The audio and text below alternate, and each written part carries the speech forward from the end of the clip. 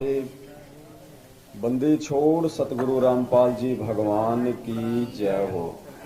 परम पिता परमात्मा, सारी सृष्टि के रचनहार, कुल मालिक, असंख्य ब्रह्मांडों के स्वामी, जगत गुरु, तीनों लोकों में प्रवेश करके सबका भरण पोषण करने वाले संत शिरोमणि सतगुरु रामपाल जी परमेश्वर जी के चरण कमल में आज दिनांक 20 अगस्त 2022 महाराष्ट्र का बम्बई शहर है और बम्बई में हम कल्याण में सात संगति में बैठे हुए हैं।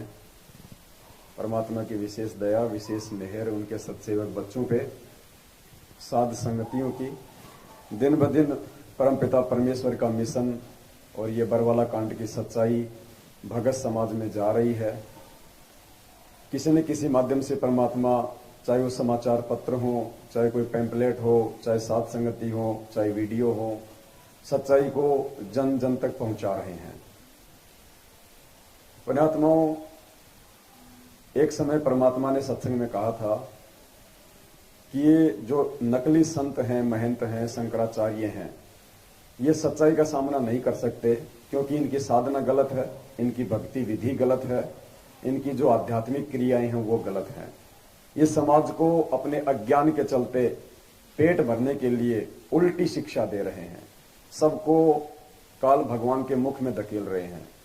परमात्मा ने अनेकों बार उनको आमंत्रित किया ज्ञान चर्चा के लिए, लेकिन वो सामने नहीं आए।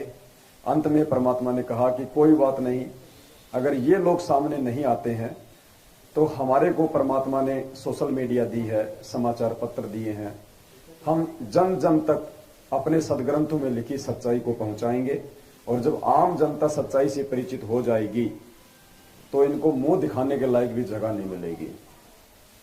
और पिछले 27 वर्षों से सतगुरु रामपाल जी भगवान ने इसी मिशन के ऊपर काम किया।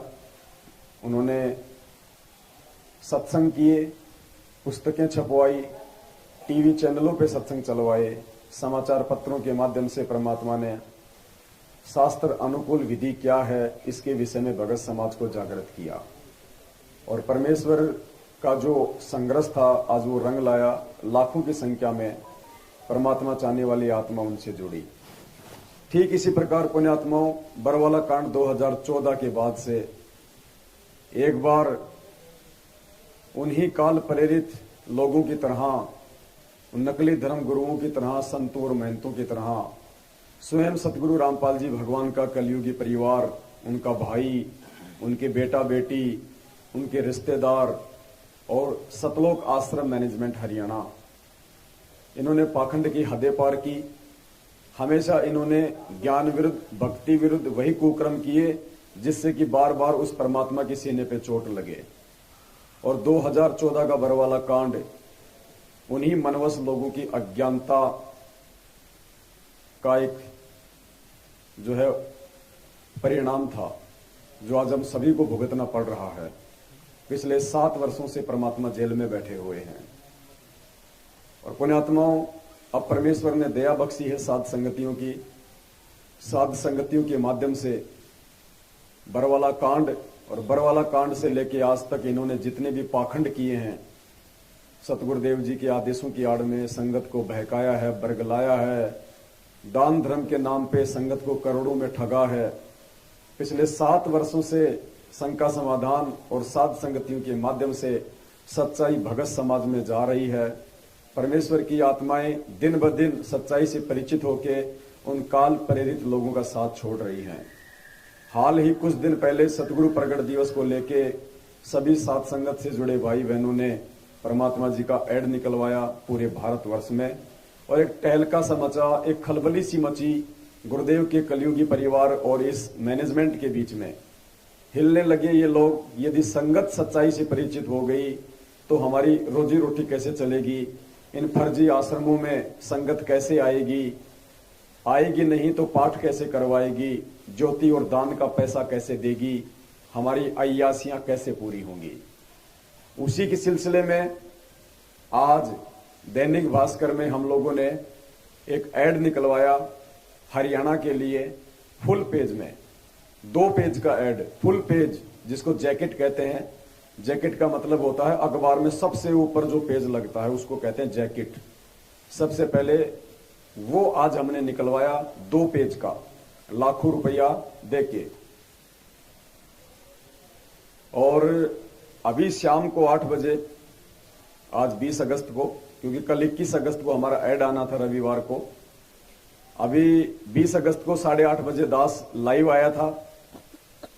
आप सभी भाई बहनों को पता है, आपको दास ने जानकारी भी दी थी कि ऐसे ऐसे परमात्मा दया कर रहे हैं, सच्चाई पूरे हरियाणा में जाएगी, जन जन तक पहुंचेगी।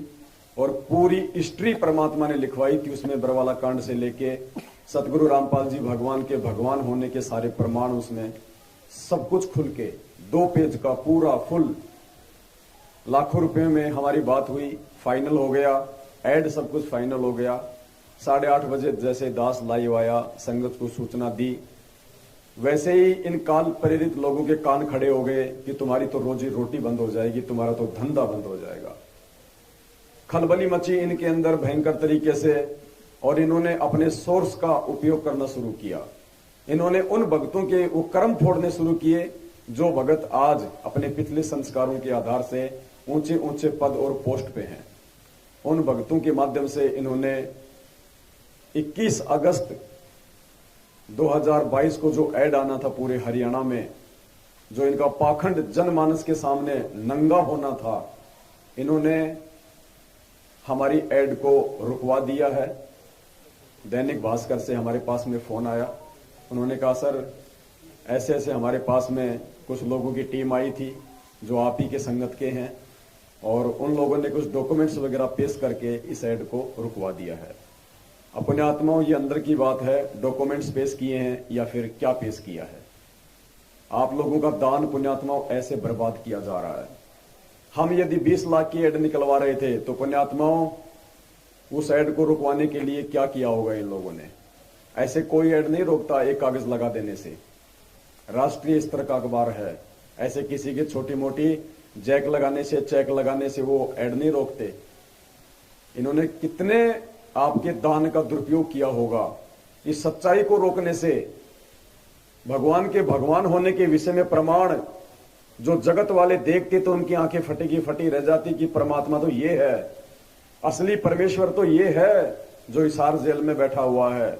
और आम हरियाणा की संगत को इस बात का पता चलता कि भाई ये जो बरवाला कांड है ये खुद इन्हीं के भाई का, इन्हीं के परिवार के षड्यंत्र का नतीजा है। उस गद्दार भाई महेंद्र ने संत रामपाल जी भगवान को साइड से हटा के और खुद जो है वो गद्दी प्राप्त करना चाहता था। इतना भयंकर षड्यंत्र उसका। लेकिन आज इन लोगों ने हमारे ऐड को रुकवा दिया है।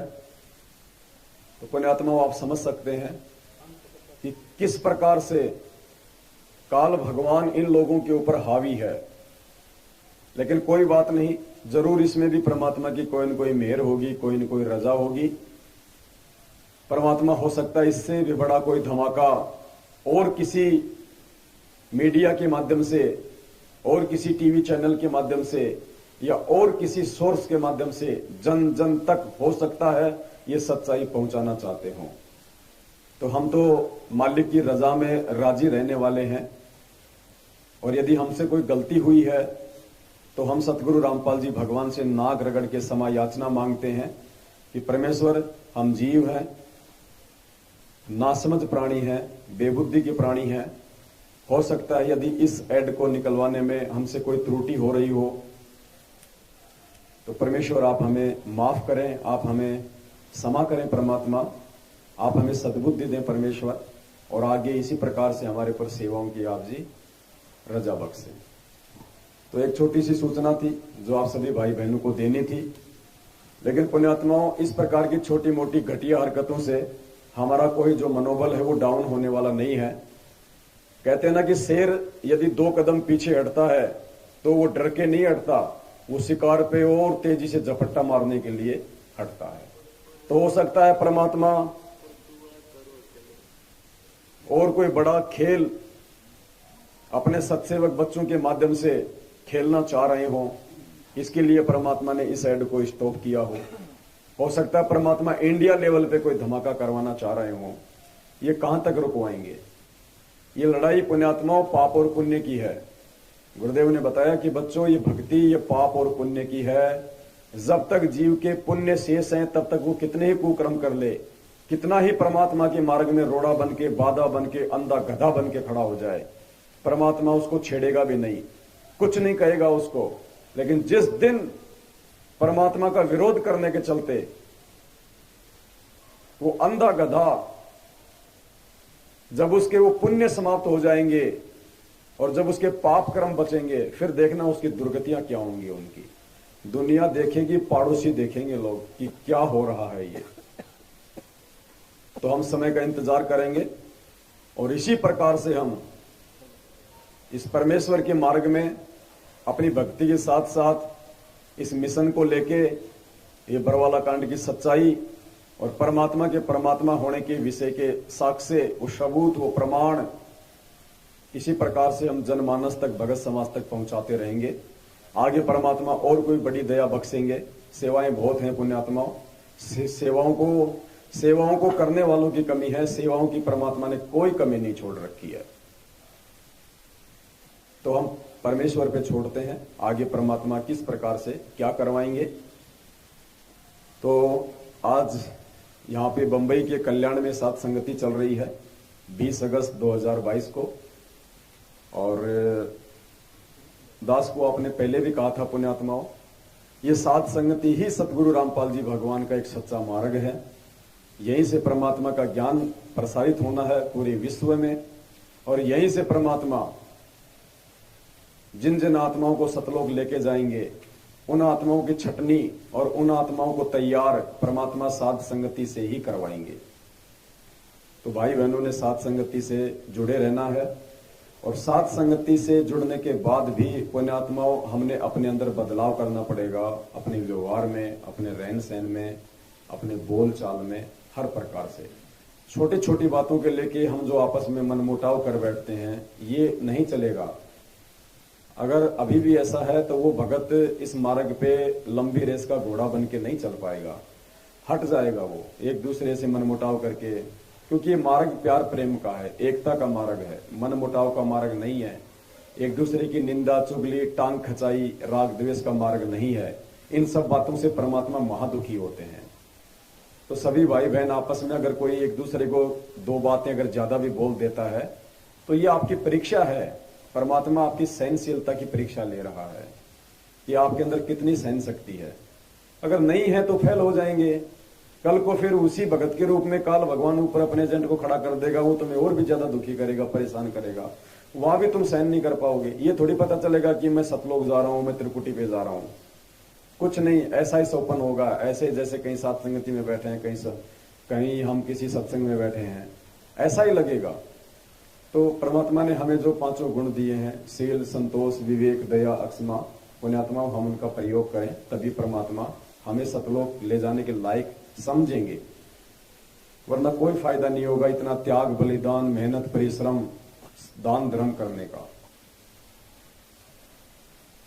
तो आज सतगुरुदेव जी के आशीर्वाद से इस बॉम्बे की सात संगति के माध्यम से एक बहुत ही विशेष और महत्वपूर्ण टॉपिक पे हम बातचीत करेंगे। एक नया विश्वास आप सभी भाई बहनों को मिलेगा और आपके अंदर ये दृढ़ता आएगी कि वास्तव में साध संगतियों के माध्यम से परमात्मा जो खुलासे करवा रहे हैं, अपने इस सत मार्ग का जो आगे प्रचार प्रसार करवा रहे हैं, ये बिल्कुल सत्य है। और जिन आत्माओं को परमात्मा ने निमित्त बना रखा है साध संगति के लिए, वो बिल्कुल सत्य हैं। उनकी प्रत्येक बात को हमने गुरु जी के ज्ञान से तोल तोल के अपने जीवन में उतारना भी चाहिए। तो पुण्यात्माओं, आज एक ऐसा ही विषय है हमारे सामने। परमपिता परमेश्वर जी द्वारा लिखित ये एक पवित्र ग्रंथ है, मुक्ति बोध। ये मुक्ति बोध ग्रंथ हमारे सामने है और एक विशेष टॉपिक आज इसमें है मीराबाई जी की कथा। और मीराबाई जी की जो कथा है, ये तो हम आज पढ़ रहे हैं। ये जो प्रमाण है, इसके अंदर एक विशेष प्रमाण, वो तो परमात्मा ने अब दिया है 5-10 दिन पहले। और ये दास आप सभी भाई बहनों को पिछले 1 साल से बोलता आ रहा है कि भाई मीराबाई की मुक्ति नहीं हुई है, मीराबाई पार नहीं हुई है, उसका मोक्ष नहीं हुआ है, वो सतलोक नहीं गई है। क्योंकि पार करने का वक्त वर्तमान समय है। इस समय परमात्मा पार करेगा सभी आत्माओं को, अगर वो मर्यादा के साथ में टिकी रहेंगी तो। और एक विद्या नाम की बहन है जो आप लोग जानते होंगे, एक बार दास के साथ साथ संगति में आई थी। साथ संगति से भगवान ने उसको जोड़ दिया था, परमात्मा ने उसको बता दिया था कि तू मीरा की आत्मा है।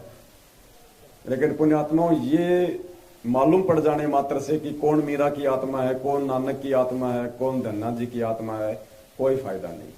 हम सब किसी न किसी की आत्मा है। हमने अनेकों जन्म भोगे हैं, यहाँ पे करोड़ों, हम किसी न किसी की आत्मा है। और यहां तो मीरा से भी टॉप टॉप आत्माएं बैठी होंगी, और टॉप आत्मा हम उनको कह नहीं सकते, क्योंकि अगर वो इतनी अच्छी आत्माएं होती तो आज इस कलयुग में क्यों धक्का खा रही है दोबारा, क्यों मां के गर्भ से जेल में लिपट के आई, क्यों इतने कष्ट उठाए। अगर वो इतनी अच्छी आत्मा थी, नानक जी, मीरा जी, जितने भी महापुरुष परमात्मा ने नाम बताए हैं, जो रह गए, पार नहीं हो पाई अपनी गलतियों के चलते, गुरु को भगवान ना मान पाने के चलते, अगर वो इतनी अच्छी आत्मा थी तो क्यों धक्के खा रही है आज यहाँ के। तो ऐसी एक आत्मा मीरा के बारे में परमात्मा ने ये कथा लिखी हुई इसमें, मुक्ति बोध पेज नंबर 212 पे मीराबाई की कथा है। पेज नंबर 209 पे मीराबाई की कथा है मुक्ति बोध में, जो कि सतगुरु रामपाल जी भगवान जी के द्वारा लिखित ये ग्रंथ है। एक विशेष इसके अंदर सबूत है, एक प्रमाण है। तो आज हम इसी कथा के ऊपर चलेंगे, आज हम चर्चा करेंगे। भगत जी दास ने पहले भी कहा था, जब दास लाइव आता है कोई चीज में छेड़छाड़ मत किया करो भगत जी। मैंने नागपुर में भी हाथ जोड़े थे आप सभी लोगों से। अब अच्छा खासा चल रहा था, क्या छेड़ने की जरूरत थी, वापस करो उसका वॉल्यूम, फिर मुझे जोर लगाना पड़ेगा। तो क्या जरूरत थी फिर ये लाने की, जब इतने डर रहे हैं हम यहाँ पे साथ संगति करने से, क्या जरूरत है फिर इनको लाने की। क्या दिक्कत है भगत जी, किसको प्रॉब्लम हो रही है यहाँ पे। थोड़ा सा हम कौन सा भगत जी यहाँ पे कोई डीजे थोड़ी बजा रहे हैं, अब इतना तो आदमी बोलेगा ना। देखो भगत जी, साथ संगति कहीं भी रखवाओ, अपनी पूरी व्यवस्था देखा करो भाई पहले। अगर हमें लगता है कि नहीं हो पाएगा यहाँ पे सेटल, भाई किसी को दिक्कत है, अड़ोसी को पड़ोसी को, तो नहीं करवानी चाहिए भाई। जल्दबाजी का काम थोड़ी है, थोड़ी की साथ संगति मेरे घर पे हो जाएगी तो मेरे को मोक्ष मिल ही जाएगा। मोक्ष तो मालिक की मर्यादा से और उसकी भक्ति से मिलेगा भगत जी, साथ संगतियां रखवाने से नहीं मिलेगा। वो रामदेव भगत जो है, वो किशनगढ़ वाला, उसने बहुत साथ संगतियां रखवाई, अब क्या हो गया, लग गए उस पर काल का दाव, अब वो साथ संगति के विरोध में आ गया। तो साथ संगति रखवाने मात्र से कोई भला नहीं होने वाला। तो मीराबाई जी की जो कथा है इसके ऊपर आज हम चलेंगे। पेज नंबर 209 है, पुण्यात्माओं ध्यान से सुनना, आपकी आंखें खुलेंगी। दास ने आपको इतने बार वीडियो बना बना के पहले कहा था कि भाई मीराबाई पार नहीं हुई, मीराबाई पार नहीं हुई। संगत में से 70% लोगों ने दास का विरोध किया कि नहीं, झूठ बोल रहा है, झूठ बोल रहा है, क्या ये गुरुजी का गुरु हो गया, क्या ये गुरुजी से ऊपर बोलने लग गया। गुरुजी ने तो कहा कि मीराबाई का मोक्ष हो गया, मीराबाई पार हो गई, ये पवन कैसे कह रहा कि मीराबाई पार नहीं हुई। पुण्यात्माओं, दास के पास में उस समय तक ये प्रमाण नहीं था जो परमात्मा ने इस पुस्तक में खुल के लिखा हुआ है। मैं केवल अपने सतगुरु रामपाल जी भगवान के ऊपर विश्वास करके, उनकी सत प्रेरणा से, उन्होंने दास को जो सद्बुद्धि बख्शी है, उनका जो आशीर्वाद है, उस आधार से दास सीना ठोक के कह रहा था कि मेरा पार नहीं हुई, क्योंकि पार होने का समय ये है भाई। भगवान झूठा नहीं हो सकता कि 650 साल पहले कोई पार नहीं हुआ, 64 लाख में से एक भी पार नहीं हुआ। इतनी बार कहा गुरु जी ने सत्संगों में, फिर मीरा कैसे पार हो जाएगी, मीरा भी तो 64 लाख में थी। इस आधार से और इस विश्वास के आधार से, गुरु जी के उस वचन पे विश्वास करके दास को इतनी हिम्मत मिली। ये प्रमाण मेरे पास में भी नहीं था स्पष्ट कि मेरा पार हुई या नहीं हुई, केवल मैं तो गुरुदेव के सत्संगों के आधार से ही एक बुलंद आवाज में आप सभी भाई बहनों को बोलता हुआ आ रहा हूं। और आज परमात्मा ने एक प्रमाण भी दे दिया। और मैं विनती करूंगा उन नालायक, मंदबुद्धि भाई बहनों से जो बिना सोचे समझे जल्दबाजी में आकर के किसी का भी विरोध कर देते हैं, जो उस समय मेरे विरोध में थे, आज ये कथा जब वो सुनेंगे मेरा भाई की, तो अब वो कहां जाएंगे, कहां जाएंगे, अब वो क्या मुंह दिखाएंगे अब वो। तो पुण्यात्माओं, परमात्मा ने इस 2 कौड़ी के जीव को, इस 2 कौड़ी के कुत्ते को, पवन दास को, आप सभी भाई बहनों को सतगुरुदेव जी के हिसार जेल से बाहर आने तक भक्ति मार्ग पे जीवित रखने की सेवा लगाई है। जो इस चीज को समझ जाएगा तो फायदा उठा लेगा, और जो अपनी अज्ञानता के चलते, छोटी सोच के चलते, घटिया सोच के चलते, अपने मन में राग द्वेष ईर्ष्या के चलते यदि सात संगत से दूर होगा, अपने पैर पे खुद जो है कुल्हाड़ी मारेगा। तो गुरुदेव ने अपने एक सत्संग में कहा, क्योंकि मीराबाई की जो कथा है उसमें पुण्यात्माओं आगे बढ़ने से पहले हमने गुरुदेव का एक छोटा सा सत्संग सुनना पड़ेगा, 3 या 4 मिनट का, क्योंकि गुरुदेव के सत्संगों के बिना, उनको आधार बनाए बिना हमें कोई भी चीज समझ में नहीं आएगी। और गुरुदेव ने एक सत्संग में कहा था कि पुण्यात्माओं,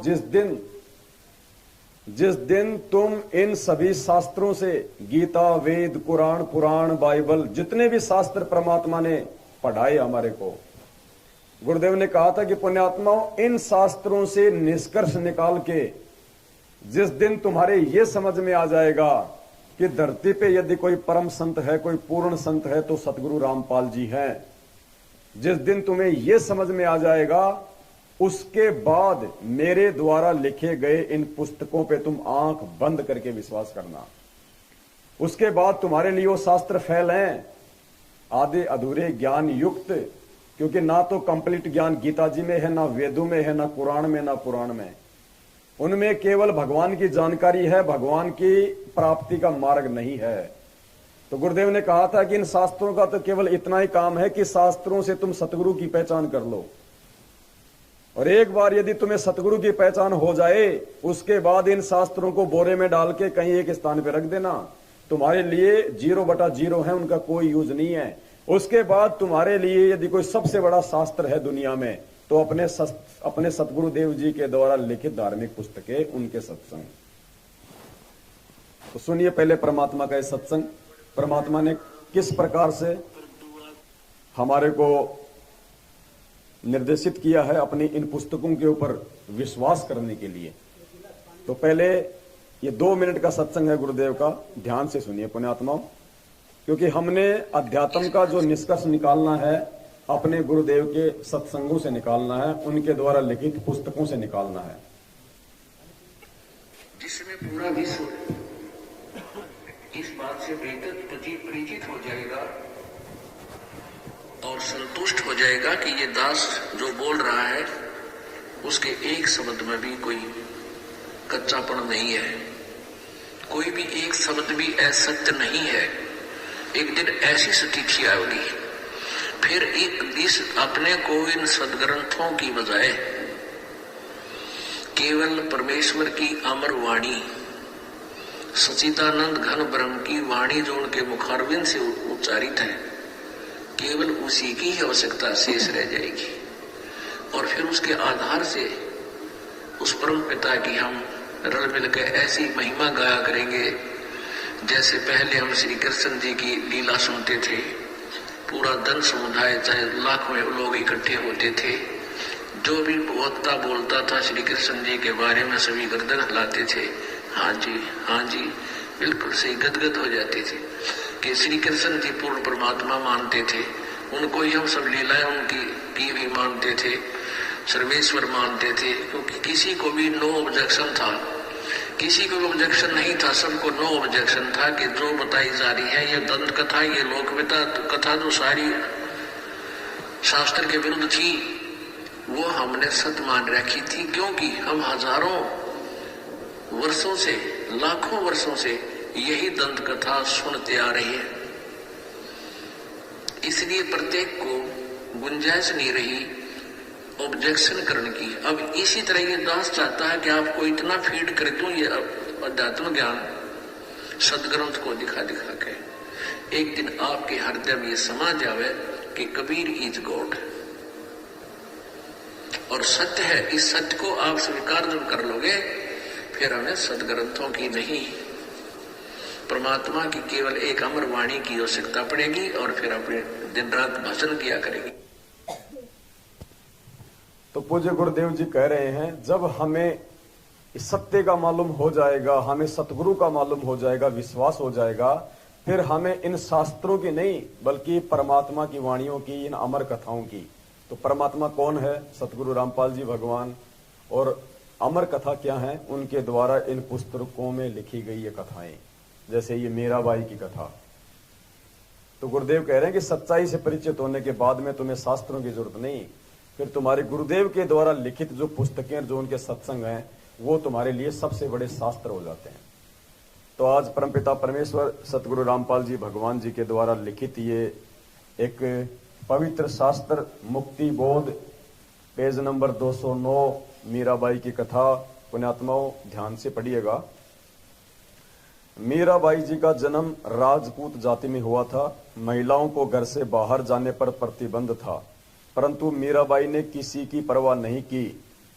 फिर उसका विवाह राजा से हो गया। राणा जी धार्मिक विचार के थे।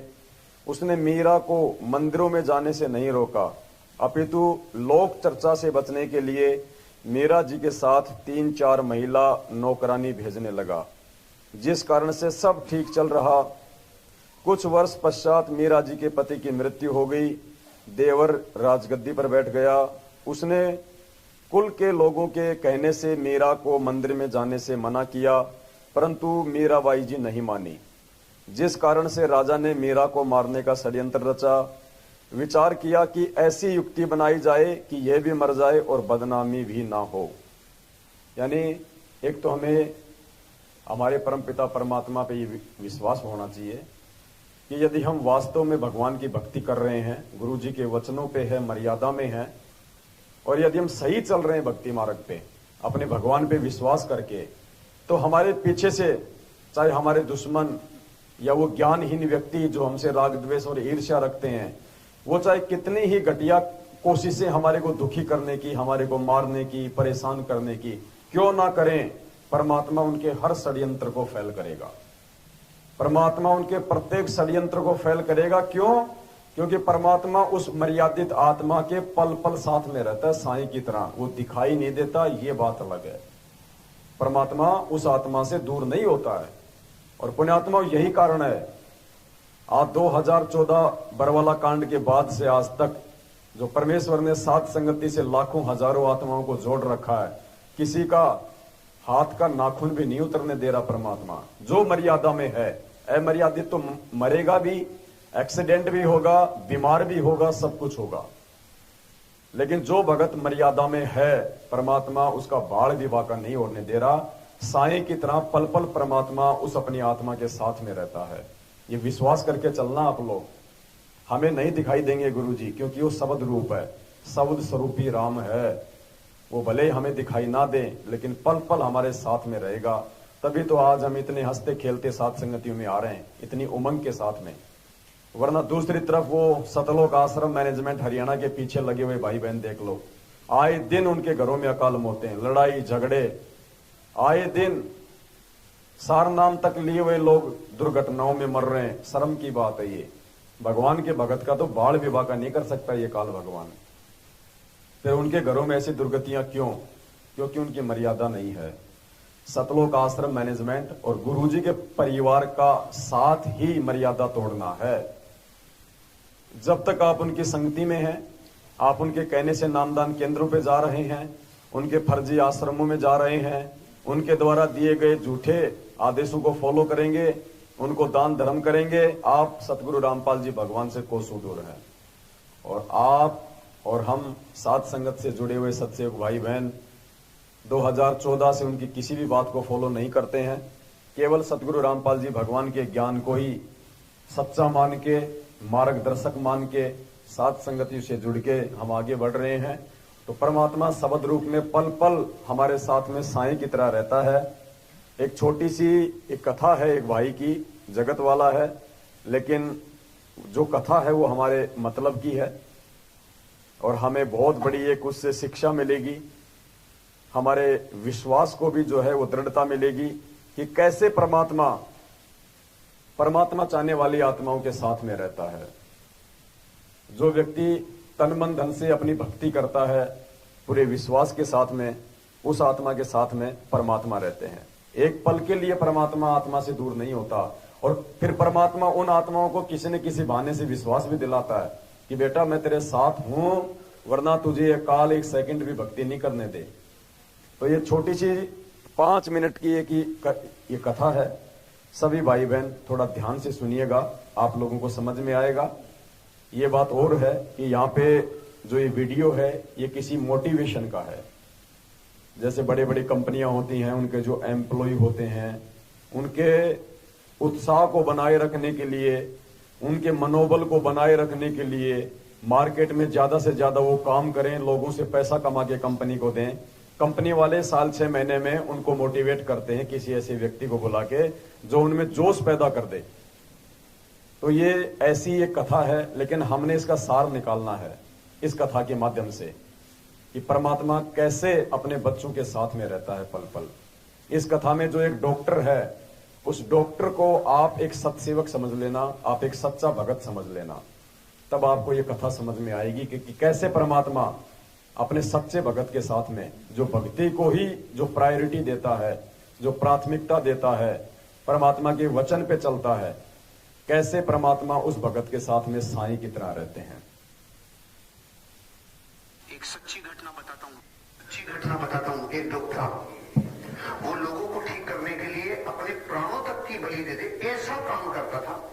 तो जिस एरिया में रहता था, कई जगहों पे उसकी कार नहीं जा सकती थी, तो उसको पैदल जाना पड़ता था। एक दिन पूरे दिन मेहनत की, रात को थक के चूर होके 12 बजे आके सोया, और रात को 2 बजे उसके फोन बजा। 2 बजे उसका फोन उसकी वाइफ ने उठाया।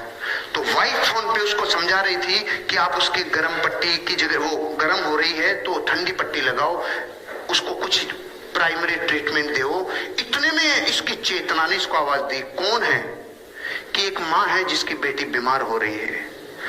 उसकी चेतना ने पकड़ लिया कि कोई मेरे को याद कर रहा है। फिर उसने क्या किया, उसने पूछा कि कितनी प्रॉब्लम है, कि बुखार 104 डिग्री प्लस है। खड़ा हो गया, अपना बैग उठाया और चालू हो गया रवाना। वहां तक पैदल जाना था। तो जाते टाइम एक सुरंग थी, सुरंग में से जाते टाइम एक आदमी ने उसको आवाज दी, डॉक्टर। वो रुक गया। माचिस है क्या?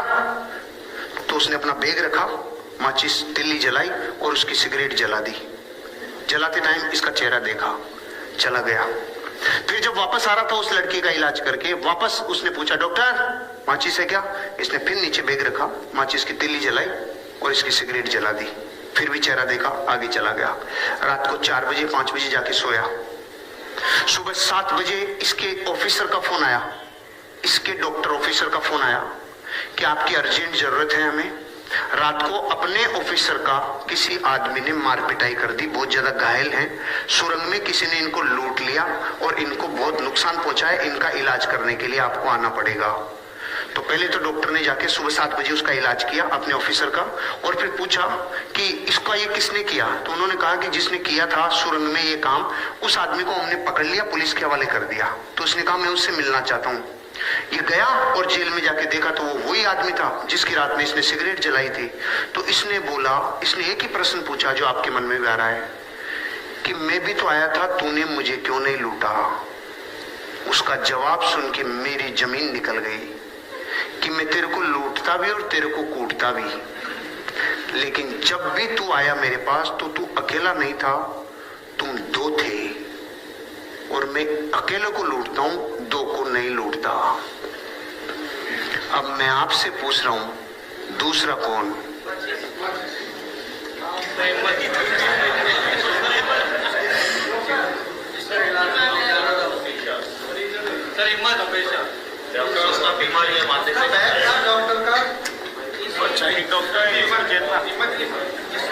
पहले तो मैं ये बता दूं कि वो जो आदमी कह रहा है ना डाकू, वो बिल्कुल सही कह रहा है। 2 ही थे, 2 ही थे।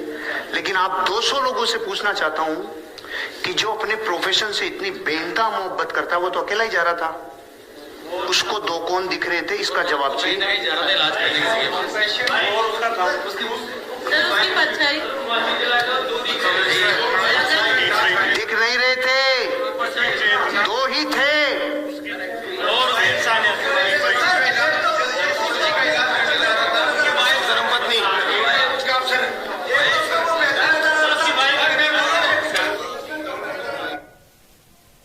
अब देखो पुण्यात्माओं, उस कंपनी के कोई 200 लोग सामने बैठे हैं, लेकिन सारे जगत वाले भक्तिहीन, जिनको ABCD नहीं पता भक्ति और भगवान की।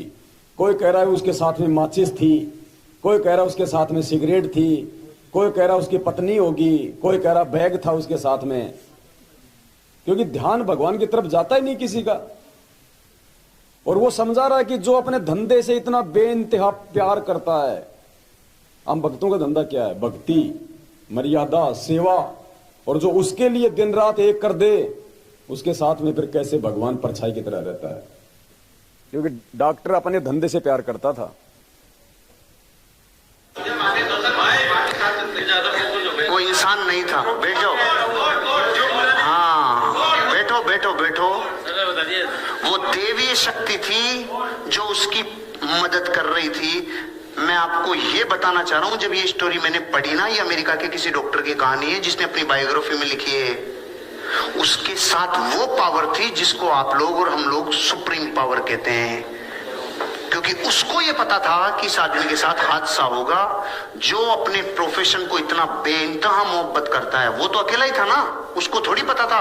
उस दिन के बाद उसको यकीन हुआ कि जब मैं अपने काम को प्राणों से ज्यादा पसंद करता हूं तो मेरे को कोई पावर मदद करती है। मैं आपको ये कहना चाह रहा था कि आपका ध्यान इतना ज्यादा मेटेरियलिस्टिक हो चुका कि आपको पावर शब्द पे विश्वास नहीं रहा। कि आपको कह रहा माचिस, कोई कह रहा है छाया। आपको ये तो पता है ना पावर्स होती है, तो यहां ध्यान क्यों नहीं गया? मेरा तो जैसे ही मैंने पढ़ा था ना ये स्टोरी, कि जैसे उसने कहा तू एक नहीं तू दो था, मैंने कहा भाई रे, वो दो ही थे भाई साहब। लेकिन डॉक्टर को थोड़ी पता चलता कि दो थे कि नहीं थे। तो पुण्यात्माओं, आप जी यकीन मानना, जैसे ये घटना जो घटी है ना, उसी घटना के आधार से आज परमात्मा ने, पुण्यात्माओं, इस ऐड को स्टॉप किया है। क्योंकि हमने इस परमेश्वर के प्यार में हम इतने पागल हो गए।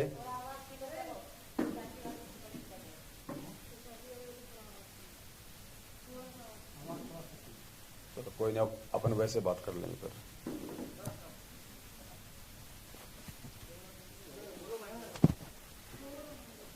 कोई बात नहीं। तो आज परमपिता परमेश्वर को मालूम था कि मेरे इन सत्सेवक बच्चों ने मेरे ऊपर आश्रित होकर, मेरे ऊपर विश्वास करके, अपने प्राणों तक की चिंता ना करके, हरियाणा में जो 2 पेज का ऐड ये निकलवा रहे हैं, लाखों रुपया खर्च करके, इस ऐड को देखने के बाद में लोग नीचे से लेके ऊपर तक हिल जाएंगे, चाहे वो जगत हो चाहे वो भगत हो। और हो सकता है मेरे सत्सेवक बच्चों के ऊपर कोई मुकदमा हो जाए, जो है कोई वो केस हो जाए, कोई बड़ा कोई लफड़ा हो जाए। इस आधार से परमेश्वर ने आज पुण्यात्माओं, इन काल प्रेरित इन दुष्ट लोगों की दुष्टता भी हमारे को दिखा दी, और परमेश्वर ने अपने सत्सेवक बच्चों को भी रोका। और हो सकता है परमात्मा आने वाले समय में हमें और कोई बड़ी सेवा देंगे, इससे भी ज्यादा, क्योंकि हम तो पीछे हटने वाले नहीं हैं। हमने तो अपना तन मन धन, अपना प्राण, अपने परिवार, सब कुछ परमात्मा के चरणों में न्योछावर कर रखा है। हमें मालूम पड़ गया कि परमात्मा ये मिट्टी है, शरीर, ये जितना आपके काम आ जाए परमात्मा उतना कम है, वरना इसका कुछ नहीं बनेगा, ये राख बन जाएगी एक दिन ये। तो हम तो उसी आधार से रात दिन परमपिता परमेश्वर जी के आशीर्वाद से, उन्हीं की प्रेरणा से दिन रात अपने भाई बहनों को जगाने के लिए, ये सत्य संदेश से पहुंचाने के लिए लगे हुए हैं। लेकिन अब उस परमेश्वर के हवाले हैं, तो हमारा अच्छा हमारा बुरा उस परमेश्वर के हाथ में है। जो परमेश्वर चाहेगा वैसा ही होगा। तो इसी प्रकार से पुण्यात्मा, मीराबाई भी परमात्मा पे इतनी आश्रित थी, वो सत्संगों में जाने से, मंदिरों में जाने से नहीं रुकती थी वो। तो परमात्मा पल पल उसका साथ दिया करता था। तो आज हमारी जो माता बहनें हैं, जिनके हमारे पास में फोन आते हैं, छोटी छोटी बातों को लेके जो भक्ति से अपना रास्ता चेंज कर लेती हैं, मेरा पति क्या कहेगा, मेरा ससुर क्या कहेगा, मुझे भक्ति नहीं करने दे रहे, मुझे कहते हैं तुझे घर से बाहर निकाल देंगे।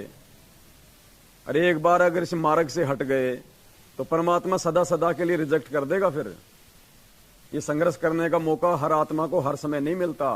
बड़ी सौभाग्यशाली होती है वो आत्मा जो भगवान उनको सेवा देता है, क्योंकि भगवान जिनको चुनता है अपनी सेवाओं के लिए वो छोटी मोटी आत्मा नहीं होती है, विशेष आत्मा होती है परमात्मा की, जिनको लाखों करोड़ों अरबों में से परमात्मा चूज करता है, चुनता है मालिक।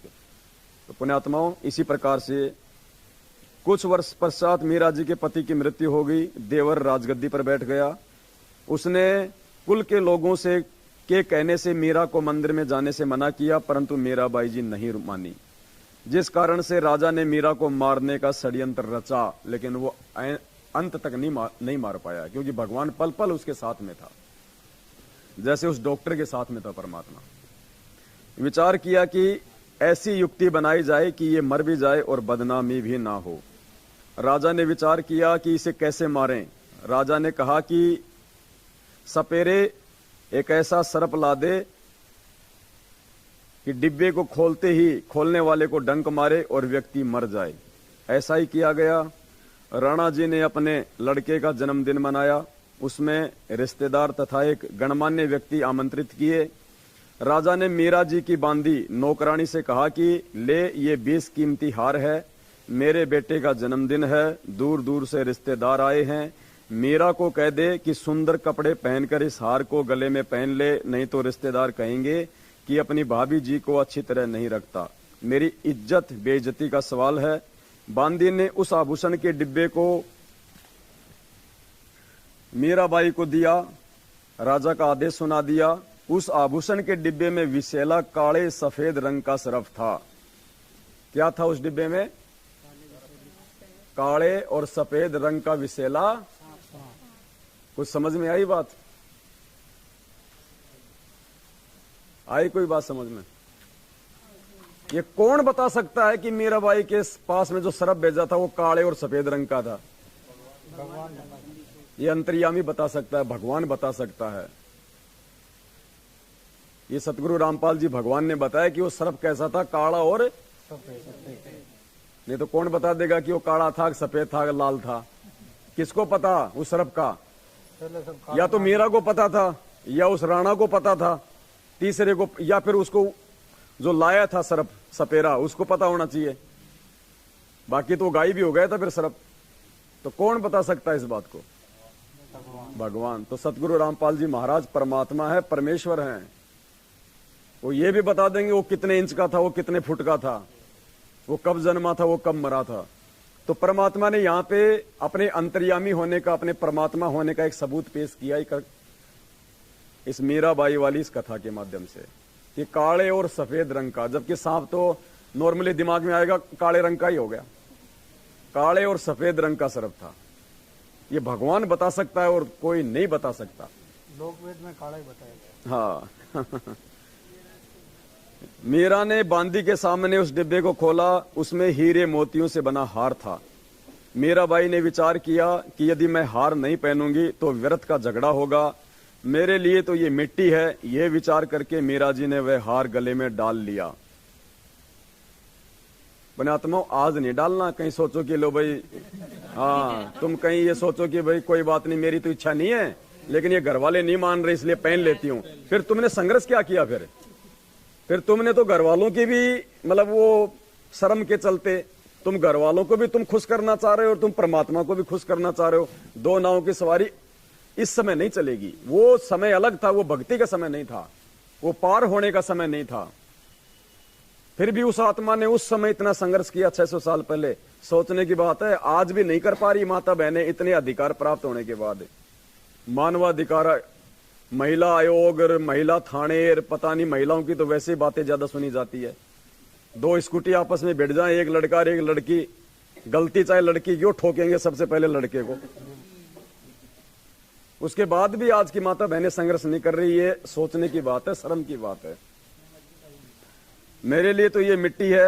ये विचार करके मीरा जी ने वह हार गले में डाल लिया। राजा का उद्देश्य था कि आज सरप डंग से मीरा की मृत्यु हो जाएगी तो सबको विश्वास हो जाएगा कि राजा का कोई हाथ नहीं है। यानी भगत के साथ में अगर कोई धोखा भी कर रहा है तो परमात्मा ने यह प्रमाण दिया है कि अगर वास्तव में वो भगत होगा भगवान पे विश्वास करने वाला। मर्यादा सबसे जरूरी बताई परमात्मा ने। गुरुदेव ने बताया कि भक्ति से पहले मर्यादा है। अगर मर्यादा नहीं है तो कितनी भक्ति कर लेना, परमात्मा निकट भी नहीं है। हमारे सामने सर्प डसने से मीरा की मृत्यु हुई। कुछ समय उपरांत राजा मंत्रियों सहित तथा कुछ रिश्तेदारों सहित मीरा के महल में गया तो मीराबाई जी के गले में सुंदर महंगा हार देखकर राणा बौखला गया और बोला, बदचलन, ये हार किस यार से लाई है। यानी परमात्मा के भगत को उसने इतनी गंदी भाषा बोली उसने कि हे बदचलन, अपने किस यार से ये हार लाई है। उसने देखा ये मरी नहीं और मैंने तो सांप भेजा था, उसको थोड़ी पता था कि वो हार बन गया। और बोला, हे बदचलन, ये हार किस यार से लाई है। मीराबाई जी के आंखों में आंसू थे। बोली कि आपने ही तो बांदी के द्वारा भिजवाया था। वही तो है। बांदी को बुलाया तथा पूछा कि वह डिब्बा कहाँ है। बांदी ने पलंग के नीचे से निकाल कर दिखाया, ये रहा राजा जी जो आपने भेजा था। राजा वापस आ गया। राजा ने सोचा कि अब की बार इसको विष मैं अपने सामने पिलाऊंगा, नहीं पिएगी तो सिर काट दूंगा। मतलब इतना दुख, इतनी परेशानियां काल भगवान भगत को दिलवाता है। कौन से भगत को? उसको लगता है कि ये भगत यहां से पार होने वाला है। संघर्ष सबसे ज्यादा उसी आत्मा को झेलना पड़ेगा जिस आत्मा का यहां से पार होने का समय है। और हम क्या करते हैं, जितने ज्यादा दुख आते हैं उतना ज्यादा भगवान को दोष देते हैं, हारने लगते हैं, टूटने लगते हैं। अरे उसी लोहे पे ज्यादा चोट मारी जाती है जिसकी कोई अच्छी औजार बनाना होता है, जिसकी कोई कीमत बनानी होती है लोहार ने, उसी को ज्यादा चोट मारी जाती है। बाकी तो कबाड़ में पड़े वो पतरे 20 रुपए किलो के हिसाब से भी नहीं खरीदता उनको कोई।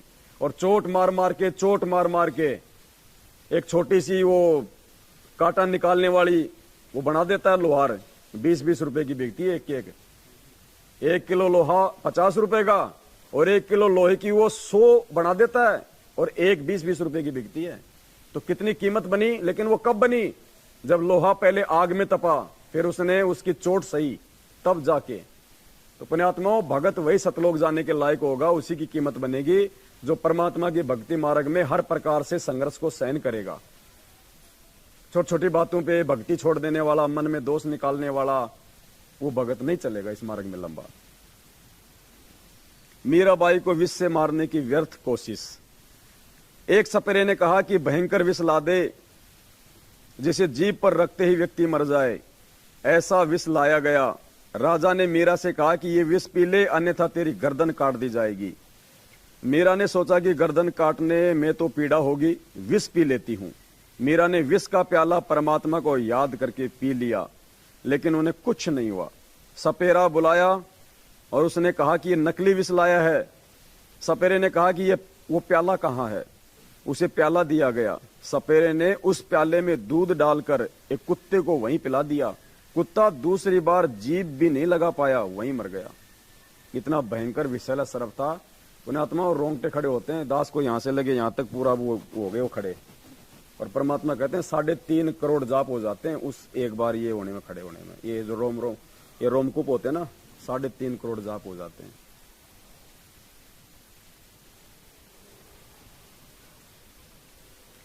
राजा ने देख लिया कि ये किसी तरह मरने वाली नहीं है, तब उसको मंदिर में जाने से नहीं रोका।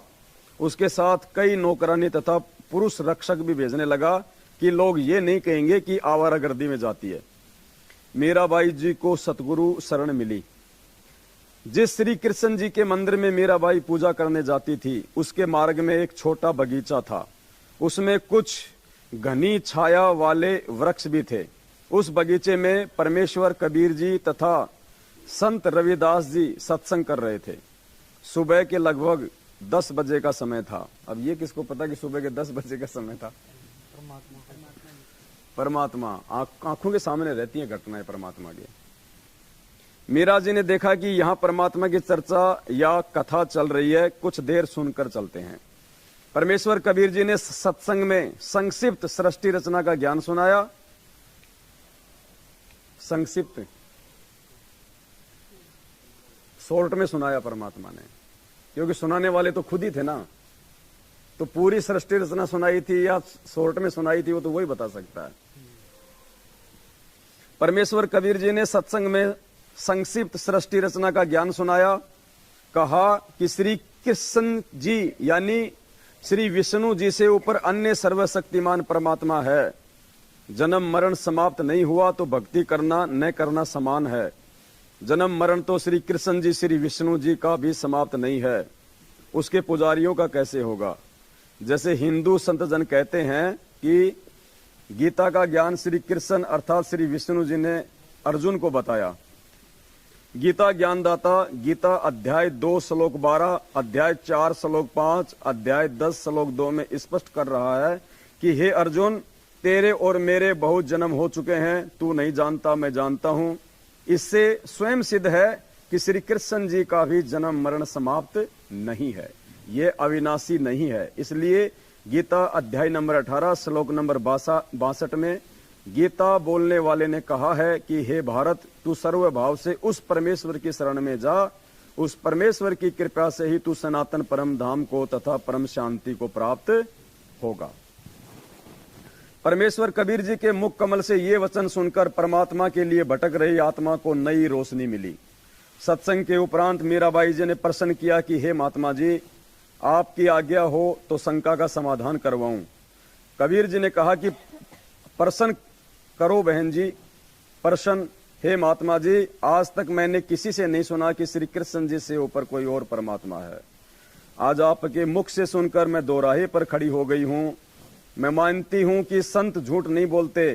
परमेश्वर कबीर जी ने कहा कि आपके धार्मिक अज्ञानी गुरुओं का दोष है, जिन्हें स्वयं ज्ञान नहीं कि आपके सदग्रंथ क्या ज्ञान बताते हैं। देवी पुराण के 3 स्कंद में श्री विष्णु जी स्वयं स्वीकारते हैं कि मैं विष्णु, ब्रह्मा तथा शंकर नाशवान है, हमारा जन्म तथा मृत्यु होता है। मीराबाई बोली कि हे महात्मा जी, भगवान श्री कृष्ण जी मुझे साक्षात दर्शन देते हैं, मैं उनसे संवाद करती हूँ। कबीर जी ने कहा कि हे मीराबाई जी, आप एक काम करो, भगवान श्री कृष्ण जी से खुद ही पूछ लेना कि आपसे ऊपर भी कोई मालिक है। वे देवता हैं, कभी झूठ नहीं बोलेंगे। मीराबाई को लगा कि वह पागल हो जाएगी यदि श्री कृष्ण जी से भी ऊपर कोई परमात्मा है तो। पुण्यात्माओं, रात्रि में मीरा जी ने भगवान श्री कृष्ण जी का आह्वान किया। किसका आह्वान किया? कृष्ण जी। अब देखना कौन प्रकट होता है। त्रिलोकीनाथ प्रकट हुए।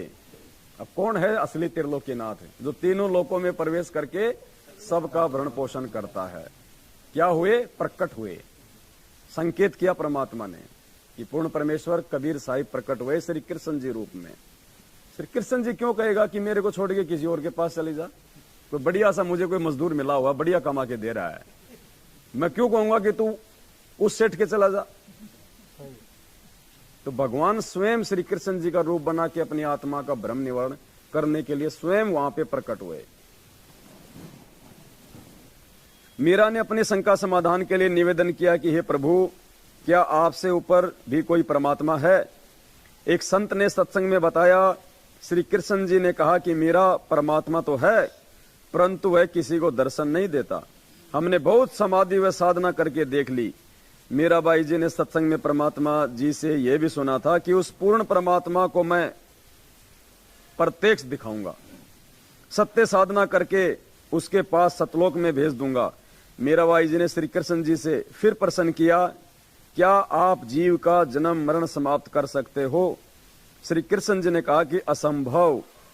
कबीर जी ने कहा था कि मेरे पास ऐसा भक्ति मंत्र है जिससे जन्म मरण सदा के लिए समाप्त हो जाता है। वह परमात्मा, वह परम धाम प्राप्त होता है जिसके विषय में गीता जी अध्याय नंबर 15 श्लोक 4 में कहा है कि तत्व ज्ञान तथा तत्वदर्शी संत की प्राप्ति के पश्चात परमात्मा के उस परम धाम की खोज करनी चाहिए, जहां जाने के पश्चात साधक फिर लौटकर संसार में कभी नहीं आते। उसी एक परमात्मा की भक्ति करो। मीराबाई ने कहा कि हे परमात्मा, हे भगवान श्री कृष्ण जी, संत जी कह रहे थे कि मैं जन्म मरण समाप्त कर देता हूं, अब मैं क्या करूं? मुझे तो पूर्ण मोक्ष की चाह है। श्री कृष्ण जी बोले कि मीरा, आप उस संत की शरण ग्रहण करके अपना कल्याण। अगर उसको इतना ही पता था श्री कृष्ण जी को, तो खुद ना उनकी शरण में चला जाता जो मीरा को भेज रहा है। अब गुरु जी कह रहे कहीं पे कोई फ्री में कोई प्लाट बट रहे हो, तो पहले आप भगोगे या अपने नौकर को कहोगे कि तू ले ले? तो जहां मोक्ष बट रहा है, इतनी कोई गारंटी दे रहा है, तो श्री कृष्ण जी कह रहे कि वहां जाके अपना मोक्ष करवा ले। तो खुद क्यों भटकेगा आदमी? मुझे जितना ज्ञान था वह बता दिया। मीरा अगले दिन मंदिर नहीं गई, सीधी संत जी के पास अपनी नौकरानी के साथ जाकर दीक्षा लेने की इच्छा व्यक्त की तथा श्री कृष्ण जी से हुई वार्ता भी संत कबीर जी से साझा की। उस समय छुआछात चरम पर थी। ठाकुर लोग अपने को सर्वोत्तम मानते थे। परमात्मा मान बढ़ाई वाले प्राणी को कभी नहीं मिलता। मान बढ़ाई वाले प्राणी को कभी नहीं मिलता परमात्मा। मीराबाई की परीक्षा के लिए कबीर जी ने संत रविदास जी से कहा कि आप मीरा राठौड़ को प्रथम मंत्र, अब गुरु जी ने देखो उसका गोत्र भी बता दिया, राठौड़ थी वो, राजपूत जाति में राठौड़। ये और कहा कि मीरा राठौड़ को प्रथम मंत्र दे दो, ये मेरा आपको आदेश है। संत रविदास जी ने आज्ञा का पालन किया। संत कबीर परमात्मा जी ने मीरा से कहा कि बहन जी वो बैठे संत जी, उनके पास जाकर दीक्षा ले ले। बहन मीरा जी तुरंत रविदास जी के पास गई और बोली, संत जी दीक्षा देकर कल्याण करो। संत रविदास जी ने बताया कि मीरा बहन, मैं चमार जाति से हूं, आप ठाकुरों की बेटी हो, आपके समाज के लोग आपको बुरा भला कहेंगे, जाति से बाहर कर देंगे, आप विचार कर लें। मीराबाई अधिकारी आत्मा थी, परमात्मा के लिए मर मिटने के लिए सदा तत्पर रहती थी। बोली, संत जी आप मेरे पिता, मैं आपकी बेटी, मुझे दीक्षा दो। भाड़ में पड़ो संसार, कल को मैं कुतिया बनूंगी, तब ये ठाकुर समाज मेरा क्या बचाव करेगा। सत्संग में बड़े गुरुजी कबीर जी ने बताया है कि कबीर कुलकर्णी के कारण हंसा गया बिगोय, तब ये कुल क्या कर लेगा जब तू चार पाया का होय। चार पाया का यानी जानवर, उस समय क्या करेगा, ये तेरा समाज है, इसकी इज्जत रही है।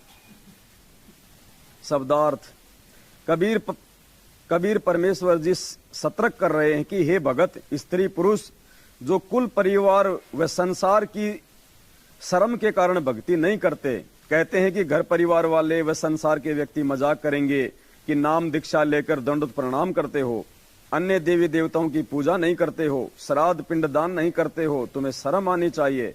उन्होंने अपना मानव जीवन नष्ट कर लिया। भक्ति न करने से जब चार पैर के पशु यानी गधे, कुत्ते, सूअर, बैल आदि बनोगे, तब ये कुल व परिवार के व्यक्ति क्या बचाव करेंगे। भक्ति ने बचाव करना था, वह की नहीं, इसलिए भक्ति करो। संत रविदास जी उठकर संत कबीर जी के पास गए और सब बात बताई।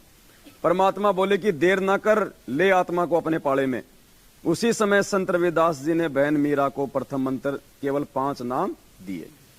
ये 5 नाम शरीर में बने कमलों को खोलने वाले हैं, राधा स्वामी पंथ वाले नहीं हैं, तथा न दामा खेड़े वाले गद्दी से दिए जाने वाले हैं। उनसे भिन्न मोक्ष के सहयोगी मंत्र हैं। मीराबाई को बताया कि ये इनकी पूजा नहीं है, इनकी साधना है। इनके लोक में रहने के लिए, खाने पीने के लिए जो भक्ति धन चाहिए वह इन मंत्रों से मिलता है। यहाँ का ऋण उतर जाता है, फिर मोक्ष के अधिकारी होते हैं। परमात्मा कबीर जी तथा संत रविदास जी वहां 1 महीना रुके। मीराबाई पहले तो दिन में घर से बाहर जाती थी, फिर रात्रि में भी सत्संग में जाने लगी, क्योंकि सत्संग दिन में कम तथा रात्रि में अधिक होता था। कोई दिन में समय निकाल लेता था, कोई रात्रि में।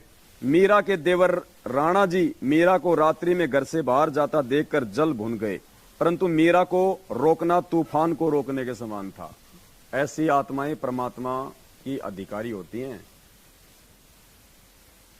इसलिए राणा जी ने अपनी मौसी जी यानी मीरा जी की माता जी को बुलाया और मीरा को समझाने के लिए कहा कि इसने हमारी इज्जत का नाश कर दिया।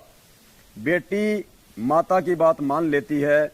मीरा की माता ने मीरा को समझाया, मीरा ने उसका तुरंत जवाब दिया और परमात्मा ने उन दोनों की वार्ता को एक भजन के रूप में लिखा है। सत्संग में जाना मीरा छोड़ दे, ये सत्संग में जाना मीरा आए मारी लोग करें तकरार, सत्संग में जाना मीरा छोड़ दे, आए मारी लोग करें तकरार।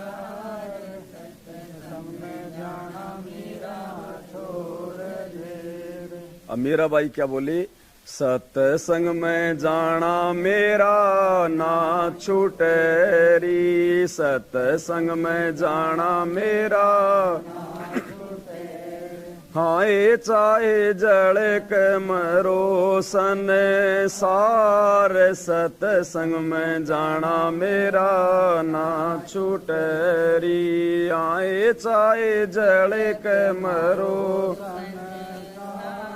सत्संग में जाना मेरा ना,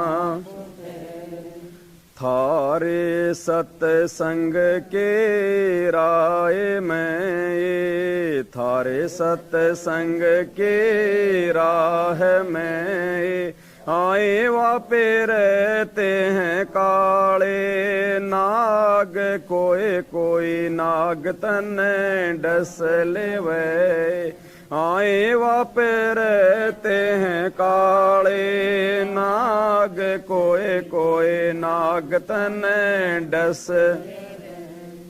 जब गुरु मारे मेरे करें री, जब गुरु मारे मेरे आए वे तो सर्प गंडे वे बने जावे, सत्संग में जाना मेरा ना, आए वो तो सर्प गंडे वे बने जावे, सत्संग में जाना मेरा ना, थारे सत्संग के राह में ही, थारे सत्संग के राह आए वापे रहते हैं बबरी शेर, कोई कोई शेर तने खा लेवेगा, हाय वापे रह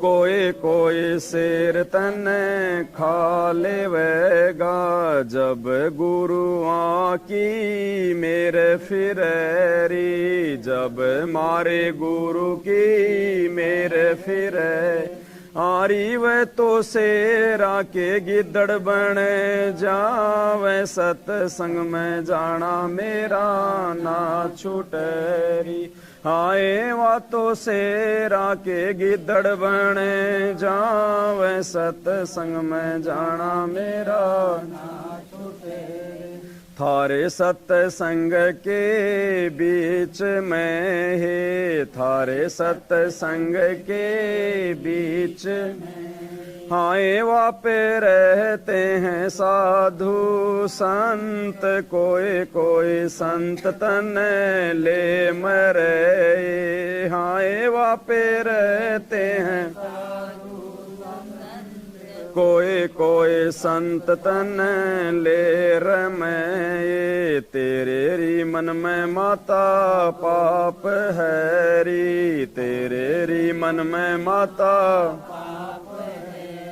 संत मेरे माँ बाप हैं री, संत मेरे माँ हारी, ये तो कर देंगे बेड़ा पार, सत्संग में जाना मेरा ना छूटेरी, हारी ये तो कर देंगे बेड़ा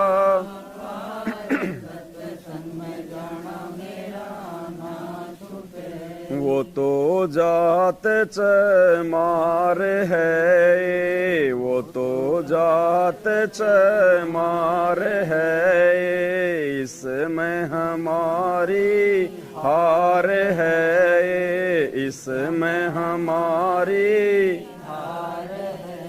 तेरे री लेख माता चमार है री, तेरे री लेख माता चमार, मेरा सिर जन हार है री, मेरा सिर जन हारी, वे तो मीरा के गुरु रविदास, सत्संग में जाना मेरा ना छूटेरी, हारी वे तो मीरा के गुरु रवि, सत्संग में जाना मेरा ना, सत्साही छोड़ सतगुरु रामपाल जी भगवान की जय हो। सतगुरु रामपाल जी भगवान की जय हो। बंदी छोड़ सतगुरु रामपाल जी भगवान की जय हो। मीराबाई की माता ने कहा कि हे मीरा, तू सत्संग में जाना बंद कर दे। संसार के व्यक्ति हमारे विषय में गलत बातें करते हैं। मीरा ने कहा कि हे माता, मैं सत्संग में जाना बंद नहीं करूंगी। संसार भले ही ईर्ष्या की आग में जलकर मर जाए। माता ने मीरा को भय कराने के लिए बताया कि जिस रास्ते से तू रात्रि में सत्संग सुनने के लिए जाती है, उस रास्ते में सर्प तथा सिंह रहते हैं, वे तुझे मार देंगे।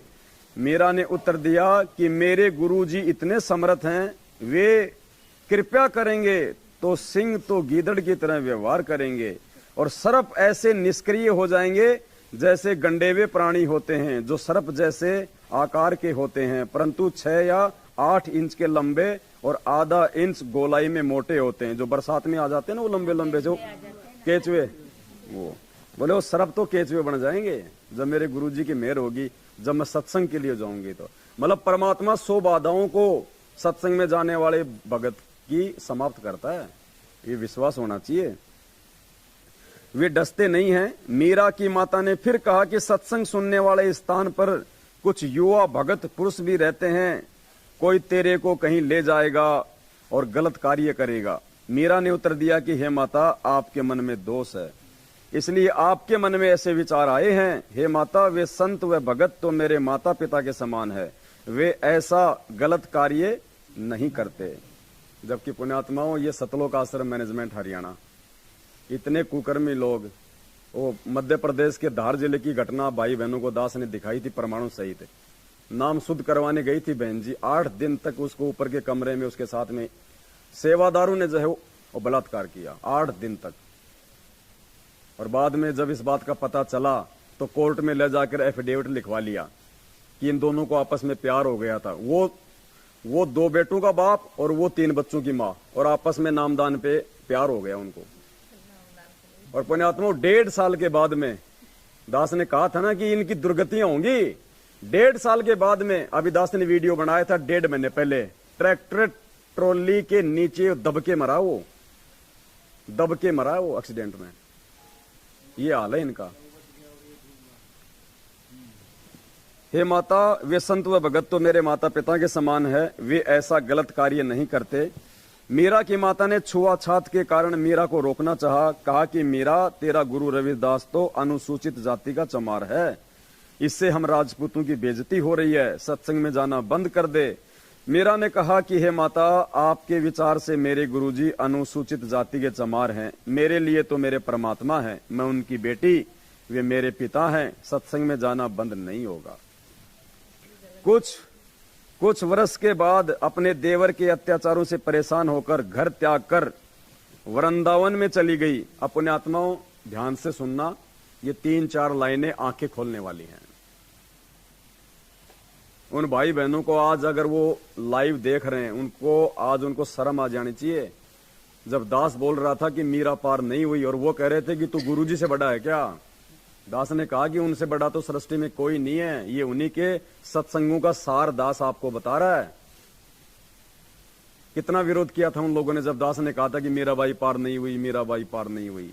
ये नकली मीरा तो अभी बाद में मिली हमारे को, वो विद्या तो हमारे को बाद में मिली है, उससे पहले की बातें हैं जब दास कहा करता था। लेकिन दास को विश्वास था अपने भगवान पे कि परमात्मा धरती पे है, बिचली पीढ़ी इसलिए चुनी भगवान ने। केवल उस समय तो उनकी बैटरी चार्ज की थी परमात्मा ने, पार होने के लक्षण नहीं थे उनके। जो मीरा अंतिम समय में श्री कृष्ण जी की मूर्ति में समा रही है, वो काहे की पार हो जाएगी। परमात्मा कहते हैं जहां आशा तहां बासा होई, मन कर्म वचन सुमरियो सोई।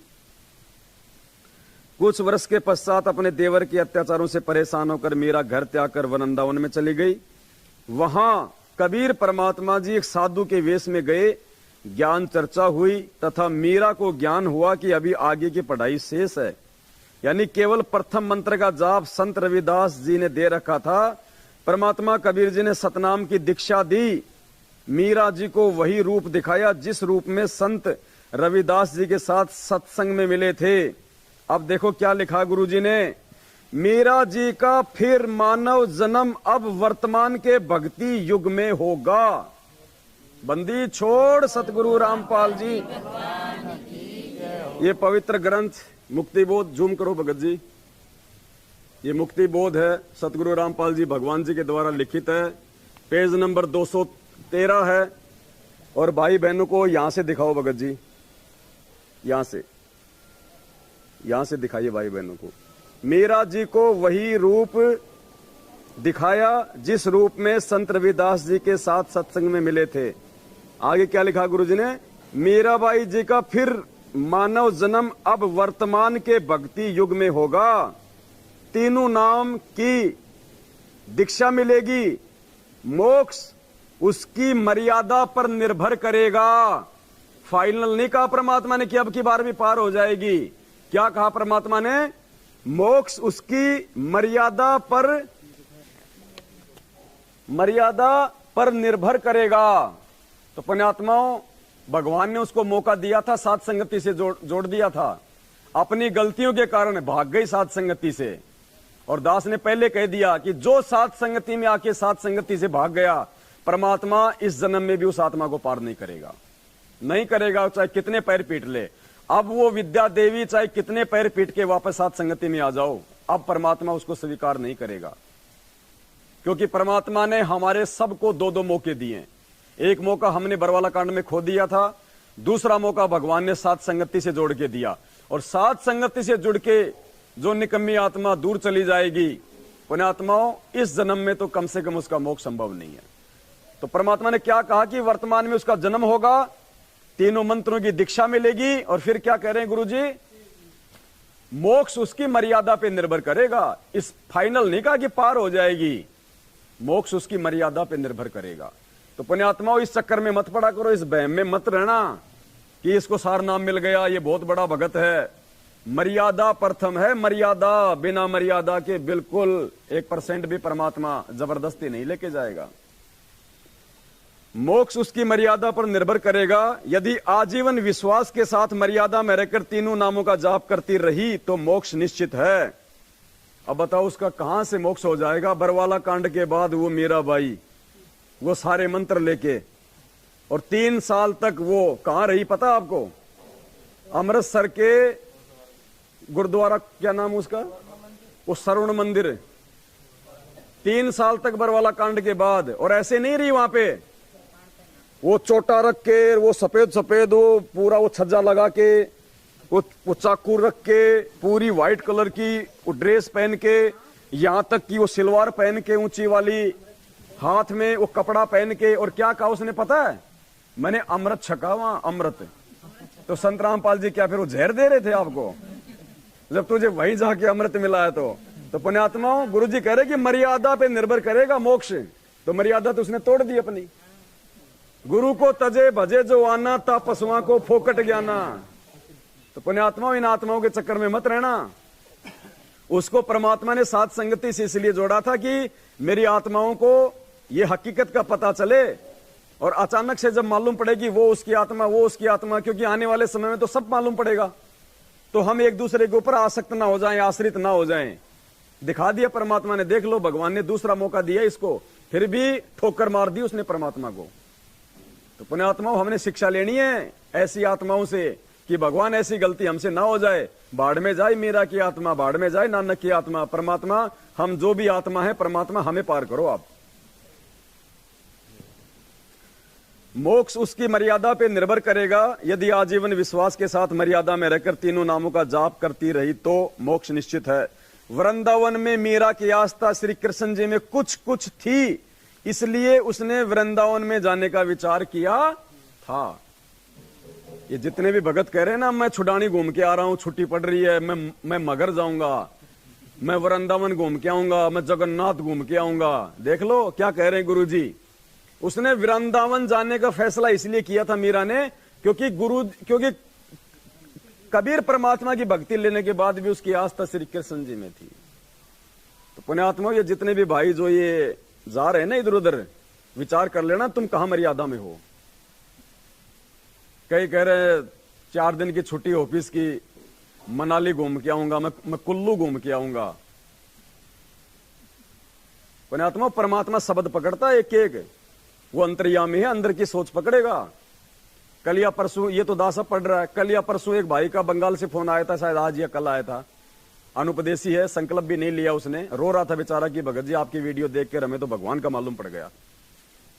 तो मैंने कहा कि भाई हम जो है मतलब बंगाल की तरफ भी आएंगे हम, वो सिलीगुड़ी का था। बोला भगत जी आओ आओ, बोले हम आपको सिलीगुड़ी घुमाएंगे। मैंने कहा भाड़ में कोई सिलीगुड़ी, हाँ मैंने कहा मैं घूमने के लिए नहीं आ रहा भाई जी, साथ संगति के लिए आऊंगा, हाँ मेरे को घूमने के लिए नहीं आ रहा, हमने तो सतलोक जाके घूमना, भाड़ में जाए यहाँ का घूमना।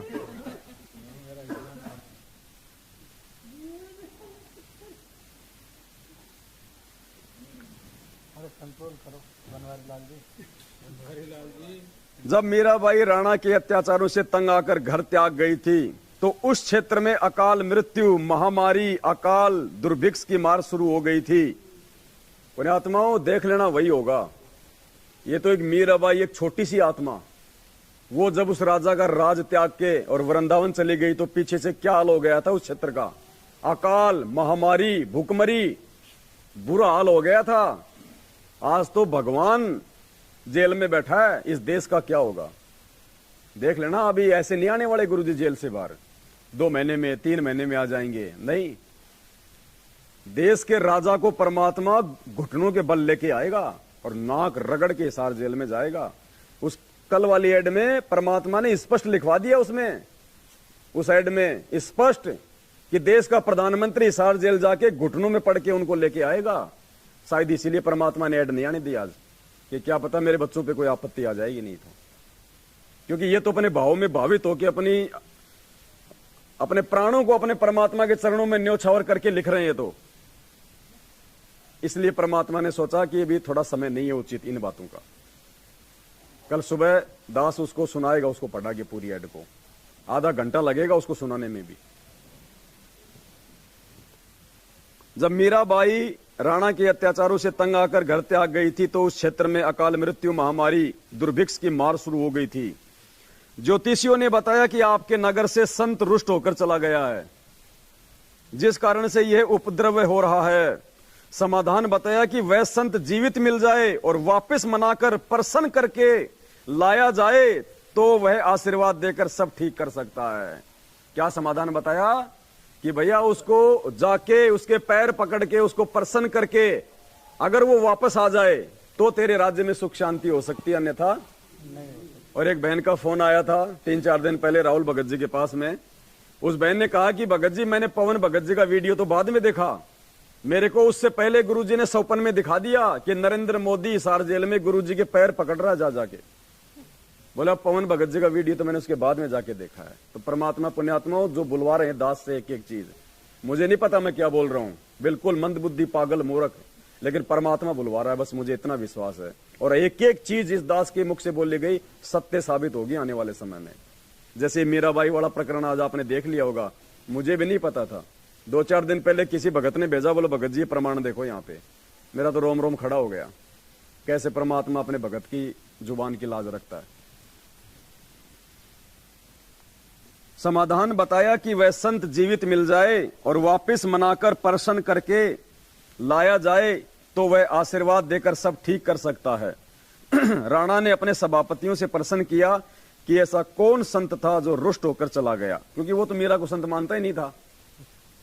राणा का चाचा, मीरा का चाचा ससुर भवन सिंह राणा का महामंत्री था तथा परमात्मा का भगत था। मीराबाई के साथ भोम ने भी संत रविदास जी से नाम लिया था। भोम को एक नौकर राजा ने दे रखा था, उस नौकर ने भी उस समय संत रविदास जी से नाम लिया था। वे पहले मीरा के साथ बैठकर परमात्मा की घंटों चर्चा किया करते थे। भवन मीरा को बेटी की तरह तथा साध्वी की तरह सम्मान देता था, परंतु अत्याचारी भतीजे राजा से डरता था। मीरा को सांत्वना देता था कि भक्तों का भगवान रक्षक है। मीरा के चले जाने के पश्चात भवन तथा नौकर बहुत रोते थे, याद करते थे। भौम ने राजा को बताया कि मीरा संत थी, वह चली गई, इस कारण से यह सब अनिष्ट हो रहा है। राणा ने कहा कि उसे कौन ला सकता है, मैं कभी भी उसे कष्ट नहीं दूंगा, प्रतिज्ञा करता हूं। 2 सिपाही जो मीरा की निगरानी के लिए छोड़ रखे थे। मीरा के साथ छाया की तरह साथ रहने का आदेश राणा ने दे रखा था। मीरा की प्रत्येक गतिविधि पर नजर रखने को कहा था। दोनों मीराबाई से ज्ञान चर्चा सुना करते थे, उनके कष्ट में रोया करते थे, कहते थे कि बहन विश्वास रखो, परमात्मा सब देख रहा है। मीरा के अचानक चले जाने से उसकी दशा भी खराब थी, घंटू रोते थे। उन दोनों ने खड़ा होकर सभा में कहा कि हम मीरा को लौटा ला सकते हैं यदि जिंदा मिल गई तो। राजा ने कहा यदि नहीं आई तो क्या करोगे? वे बोले कि हम भी लौटकर नहीं आएंगे। दोनों मीराबाई जी की खोज में निकले। पता चला कि बहुत सारे साधु संत स्त्री पुरुष वृंदावन में रहते हैं। वहां मीराबाई मिल गई। लौट चलने की प्रार्थना की। बताया कि राजा के राज में उपद्रव हो रहे हैं। ब्राह्मणों ने बताया कि मीरा वापस आएगी तो सब ठीक होगा। राणा ने कहा कि आगे से मीरा को कोई कष्ट नहीं दूंगा, आप चलो। मीरा ने कहा कि भाई अब नहीं जाऊंगी। उन्होंने कहा यदि आप नहीं चलोगी तो हम प्रतिज्ञा करके आए हैं, यदि मीरा जीवित मिल गई तो हमारी बात को मान लेगी। राणा ने कहा था यदि नहीं आई तो क्या करोगे? हमने कहा कि हम भी नहीं आएंगे। बहन जी हमारे परिवार की ओर देख कर चलो। मीराबाई बोली यदि मैं संसार छोड़ गई होती तो भी लौट कर जाते। सिपाहियों ने कहा कि फिर तो लौटना ही था। उसी समय मीरा जी ने एक तारा वाला यंत्र हाथ में उठाया, परमात्मा की स्तुति करने लगी। आंखों से प्रेम के आंसू बहने लगे। उसी समय श्री कृष्ण जी की मूर्ति में समा गई। अब भाई एक तारा लेके मंत्र तो किए नहीं जा सकते, एक तारा लेके तो श्री कृष्ण जी को याद किया जा सकता है। दोनों नौकरों ने लौटकर राणा को सभा में बताया। उस समय राजा अपने महामंत्री भवन के साथ शिकार खेलने जाने वाले थे। भौम तलवार तीर लेकर तैयार था। उसके घोड़े को भगत नौकर पकड़कर खड़ा था। भवन मंत्री सभा में बैठा था। नौकरों से राजा ने प्रश्न किया कि मिली मीरा? नौकरों ने कहा कि मिली थी, मना कर दिया। भगवान की मूर्ति में समा गई। राजा अहंकारी था। उसने कहा कि बाहर जाकर चरित्रहीन हो गई होगी, मुसलमान खत्म कर लिया होगा, इसलिए धरती में गड़ गई। जब मानता वो संत थी, ऊपर आकाश में स्वर्ग में जाती। उस समय भवन भगत खड़ा हुआ और बोला, हे अपराधी, उस देवी के लिए ऐसे कटे जले शब्द ना बोल। यदि वह ऊपर चली जाती तो भी तूने नहीं मानना था, तेरा पाप नहीं मानने देता। मैं जा रहा हूं, स्वर्ग में देख ले। भौम सबके सामने घोड़े पर सवार हो गया। तलवार भी हाथ में थी। घोड़ा ऊपर को उठने लगा तो नौकर रोने लगा कि हे मालिक, मैं अकेला इस अन्यायी के राज्य में नहीं रह सकूंगा, मुझे भी साथ में ले चलो। यूं कहते कहते नौकर भगत ने घोड़े की पूंछ पकड़ ली। वह भी घोड़े से लटका ऊपर चल दिया। घोड़े जोड़े जूतों व गुलाम नौकर सहित सब भवन स्वर्ग चला गया। और एक सत्संग में कहा था पुण्यात्मा गुरुजी ने कि पुण्यात्मा विश्वास के साथ भक्ति करना, सह शरीर जाओगे, सह शरीर। जो अपने भगत को सह शरीर भेजने की बात कहता है, पुण्यात्मा देख लेना ये कबीर परमात्मा सह शरीर ही जाएगा और पूरी दुनिया को दिखा के जाएगा। तब लोग रोएंगे पीछे से कि ये भगवान था। छोड़ सतगुरु रामपाल जी, वरना हजारों साल ये मार्ग ऐसे नहीं चलेगा। हजारों साल ये मार्ग ऐसे नहीं चलेगा परमात्मा की गैर हाजिरी में। सह शरीर जाएंगे परमात्मा, सह शरीर। इस वचन को नोट कर लेना। हमें विश्वास है, विश्वास के बलबूते पे भक्ति चलती है, ड्रामेबाजी में भक्ति नहीं चलती है। अगर भगवान मान लिया तो भगवान भगवान वाले काम करेगा। फिर विशेष एक नित्यानंद जी महाराज गांव माजरा जिला रोहतक में जटेला तालाब पर साधना किया करते थे। जटेला तालाब 4 गांव की सीमा पर माजरा की सीमा में है। गांव है माजरा, बिगावा, बास, अचीना आदि आदि, ये दादरी जिले के हैं। उस समय में कहा जाता है कि वे सहशरीर ऊपर गए थे। कौन? चितानंद जी, जो गुरु जी बताते हैं ना उसकी, कि ब्राह्मण कुल में जन्म था, मैं करता बहुत मरोड़, गुरु गुमाने दास ने दिया कुबद गढ़ तोड़। वो चितानंद जी, वो भी सहशरीर गए थे, जबकि वो तो विष्णु लोक तक की साधना करते थे। तो ये भगवान क्या नहीं कर देगा। वे श्री कृष्ण जी के पुजारी थे। उनको ऊपर जाते किसी ने आंखों तो नहीं देखा, परंतु पूर्ण विश्वास यही है। संत गरीबदास जी स्पष्ट करना चाहते हैं कि श्री रामचंद्र जी के साथ सब अयोध्यावासी सुरग गए थे। राजा हरिश्चंद्र के साथ काशी वासी सब सुरग गए थे, परंतु जन्म मरण न तो श्री रामचंद्र जी का समाप्त हुआ। वे श्री कृष्ण रूप में जन्मे, फिर मरे, न राजा हरिश्चंद्र का जन्म मरण समाप्त हुआ। वे 10वें अवतार के रूप में आगे जन्म लेंगे। करोड़ों व्यक्तियों को मारकर कोरे पाप इकट्ठे करके नरक में गिरेंगे। नित्यानंद जी तथा भोम जैसों की तो गिनती ही क्या की जाए। वो भोम भी वापस आएगा, वो घोड़ा भी वापस आएगा, वो गुलाम भी वापस आएगा, क्योंकि उनकी आस्था श्री विष्णु जी में थी। नाम भले उन्होंने परमात्मा से ले लिया था, क्योंकि पुण्यात्मा उस समय ये मूल ज्ञान नहीं था, ये तत्व ज्ञान नहीं था। आज हम इतने सत्संग सुन के, इतने भाई बहनों से साथ संगति कर करके भी हमारा विश्वास आगे को नहीं सरक रहा। उस समय तो बेचारे साल 6 महीने में एक आधी बार कभी सत्संग सुनते थे। वो मोबाइल थोड़े थे जो लगा लिया कान के सो गया। केवल कबीर परमात्मा की सत्य साधना 3 बार की दीक्षा वाली अधिकारी से लेकर करने से जन्म मरण सदा के लिए समाप्त हो जाता है। वर्तमान में मेरे यानी संत रामपाल के अतिरिक्त विश्व में किसी को 3 बार की दीक्षा देने का अधिकार नहीं है। ये वीडियो के माध्यम से मेरा इलेक्ट्रॉनिक शरीर हजारों वर्ष कलयुग में दीक्षा देगा। अरब खरब मानव स्त्री पुरुष जो दीक्षा लेकर मर्यादा में रहकर आजीवन भक्ति करेंगे तो मोक्ष में कोई शंका नहीं है। भवन मंत्री भगत की रक्षा परमात्मा ने की। कैसे? भगत भवन महामंत्री था, राजा का चाचा था तथा बहुत वफादार था। राणा अपना चाचा होने के नाते तथा निष्कपट से सेवा करने के कारण भवन पर बहुत विश्वास करता था। भवन को परमात्मा पर पूर्ण विश्वास था। एक अन्य मंत्री चाहता था कि मैं महामंत्री बनूं तो सब कमांड मेरे हाथ में आ जाए। अब महामंत्री भवन के अधीन रहना पड़ता है, वह जो कहता है वही करना पड़ता है, मेरी नहीं चलती। जो दूसरा जो मंत्री था वो चाह रहा था कि मैं बनूं मैन मंत्री, वरना मुझे तो भवन के नीचे रहना पड़ता है, इसकी सारी बातें माननी पड़ती हैं। राजा के सामने महामंत्री भवन की निंदा करता था, परंतु राजा को विश्वास नहीं हो रहा था कि मेरे चाचा मेरे विरुद्ध कैसे चल सकता है या मेरे राज्य को हड़पना चाहता है। परंतु दुष्ट मंत्री को चैन नहीं था। राजा महामंत्री भवन को शिकार करने के समय या किसी अन्य शहर में जाना होता था तो सदा साथ रखता था। शिकार करने जाते थे, भवन जीव नहीं मारना चाहता था, क्योंकि उसको ज्ञान हो गया था, गुरुजी से नाम ले लिया था, तो जो भवन था उसके साथ उस शिकार पे तो जाता था, लेकिन वो जीव नहीं मारना जो है वो चाहता था। परंतु राजा को नाराज भी नहीं करना चाहता था, इसलिए काठ यानी लकड़ी की तलवार बनाकर लोहे की म्यान में डाल रखी थी। म्यान में लकड़ी की तलवार, कि भाई इसको लगेगा कि हाँ तलवार है इसके पास में। बाहर से तो तलवार तेज धार वाली लगती थी, अंदर लकड़ी का टुकड़ा था। भवन शिकार के समय राजा से दूसरी ओर घोड़ा दौड़ा ले जाते थे, कोई जीव हिंसा नहीं करते थे।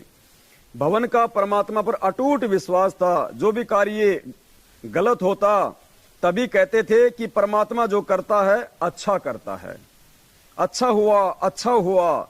किसी ने मंत्री को बताया कि भवन महामंत्री ने काठ की तलवार ले रखी है, कहता है कि जीव हिंसा नहीं करनी चाहिए। चापलूस मंत्री ने भवन के पीछे से उसकी तलवार देखी, वास्तव में लकड़ी की थी। 1-2 को और दिखाई, 3-4 ने आंखों से देखी।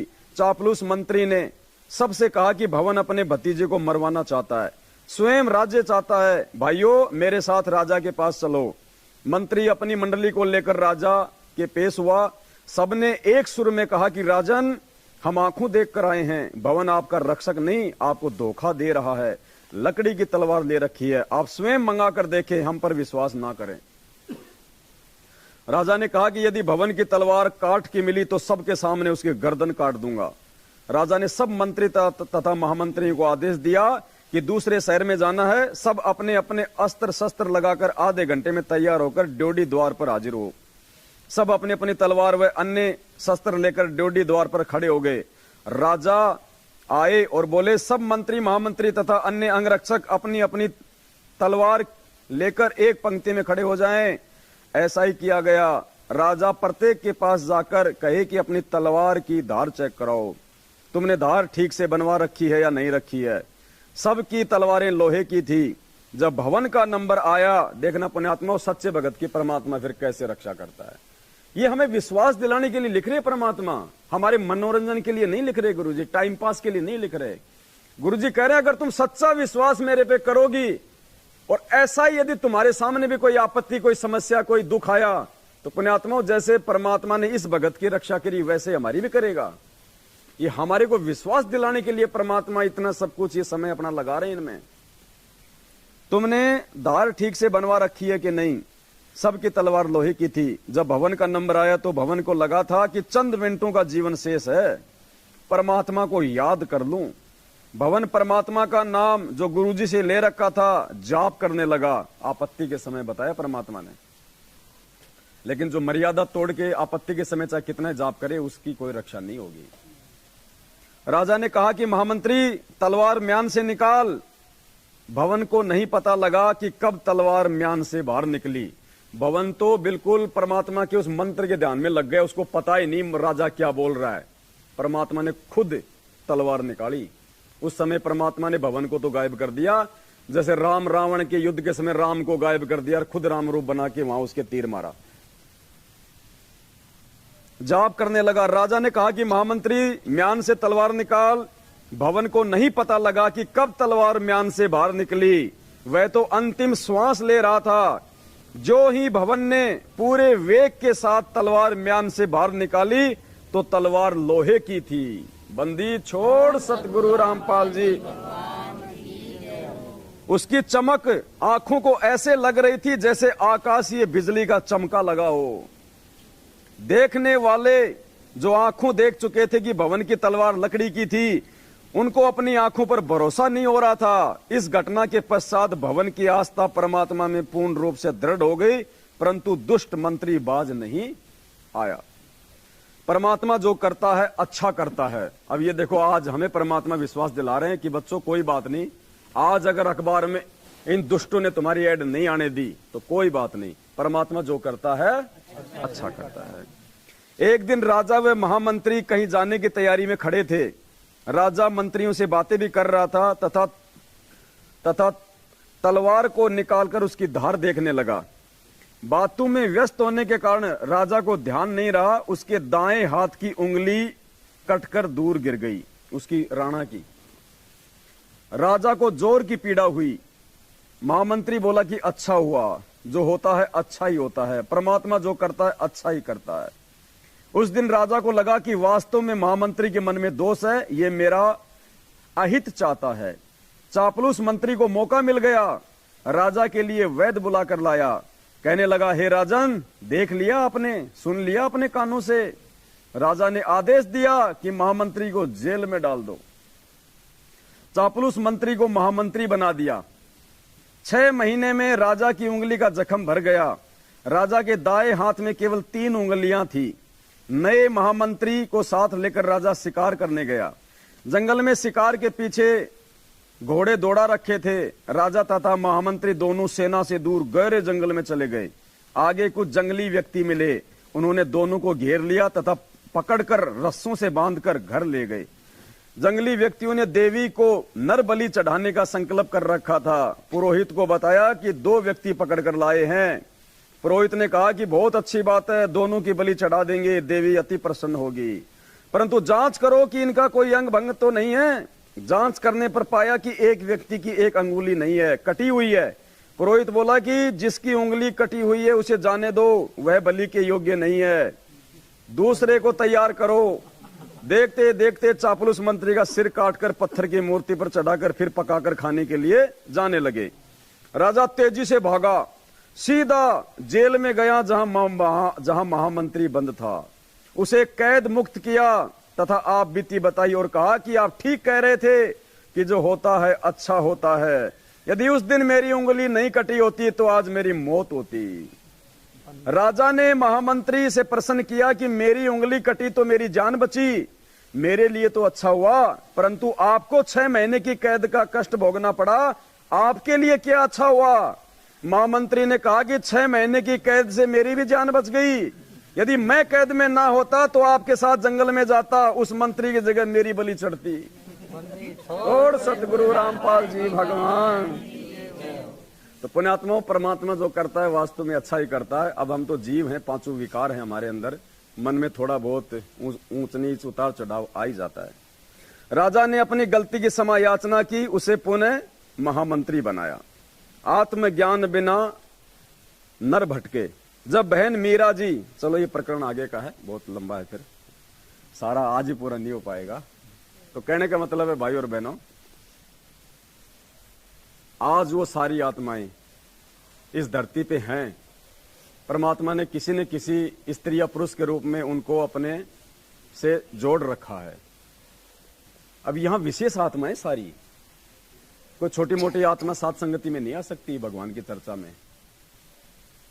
सब खर्राटे पाड़ रहे हैं और वो लग रहे होंगे नालायक, भाग रहे होंगे कि कहीं सुबह आई ना जाए अखबार में, आई ना जाए अखबार में। अरे कुछ देना पड़े तो दे दो अखबार वालों को। रातों गाड़ियां दौड़ रही हैं उनकी, भक्तों का दान बर्बाद हो रहा है रातों। पता नहीं उन्होंने अब तक तो कितने पुलिस वालों को लाखों रुपए दे दिए होंगे, कितने बड़े बड़े अधिकारियों को लाखों रुपए दे दिए होंगे कि साहब कुछ भी हो जाए सुबह अखबार में न्यूज नहीं आनी चाहिए। अब वो चक्री बांध रहे, हम यहां भगवान की कथा सुन रहे हैं। बढ़िया भंडारा किया, बढ़िया भोग लग गया, संगत में संदेशा चला गया, और सुबह भाई बहनों को पता चलेगा कि ये कितने नालायक और कितने ये दुष्ट हैं।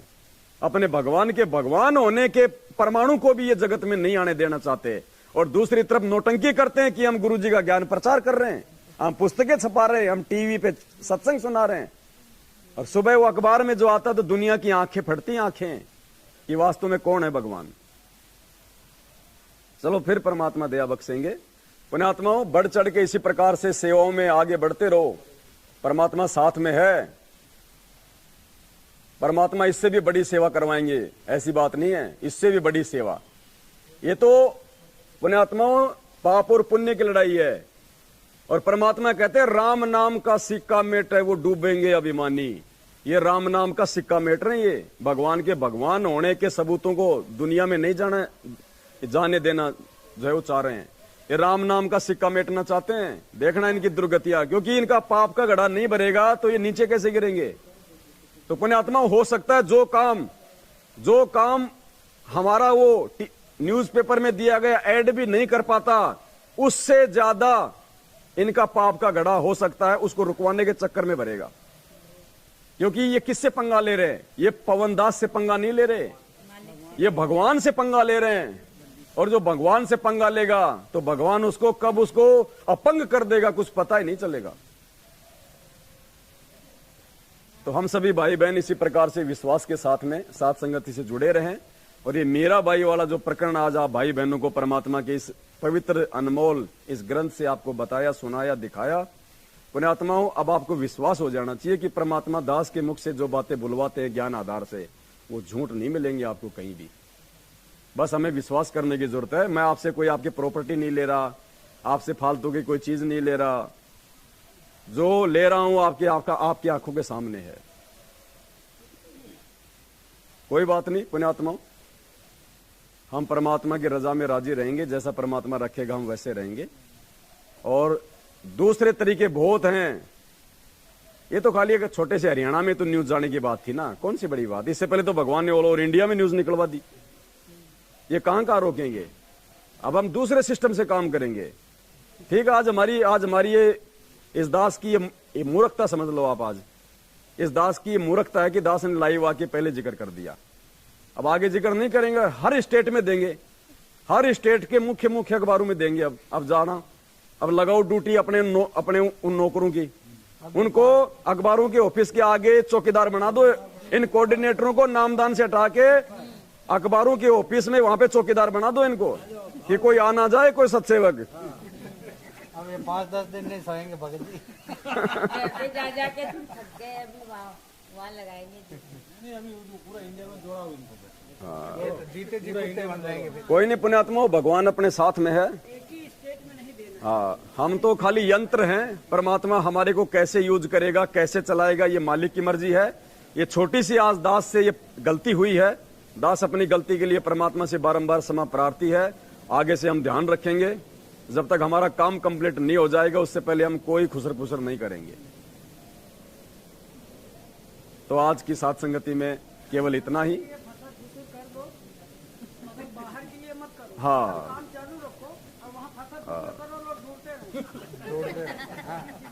कोई बात नहीं पुण्यात्मा, वो एड तो खाली हरियाणा में जाना था 20 लाख रुपए का, वो 20 लाख रुपए तो खाली एक दिन में ही हमारे होने थे।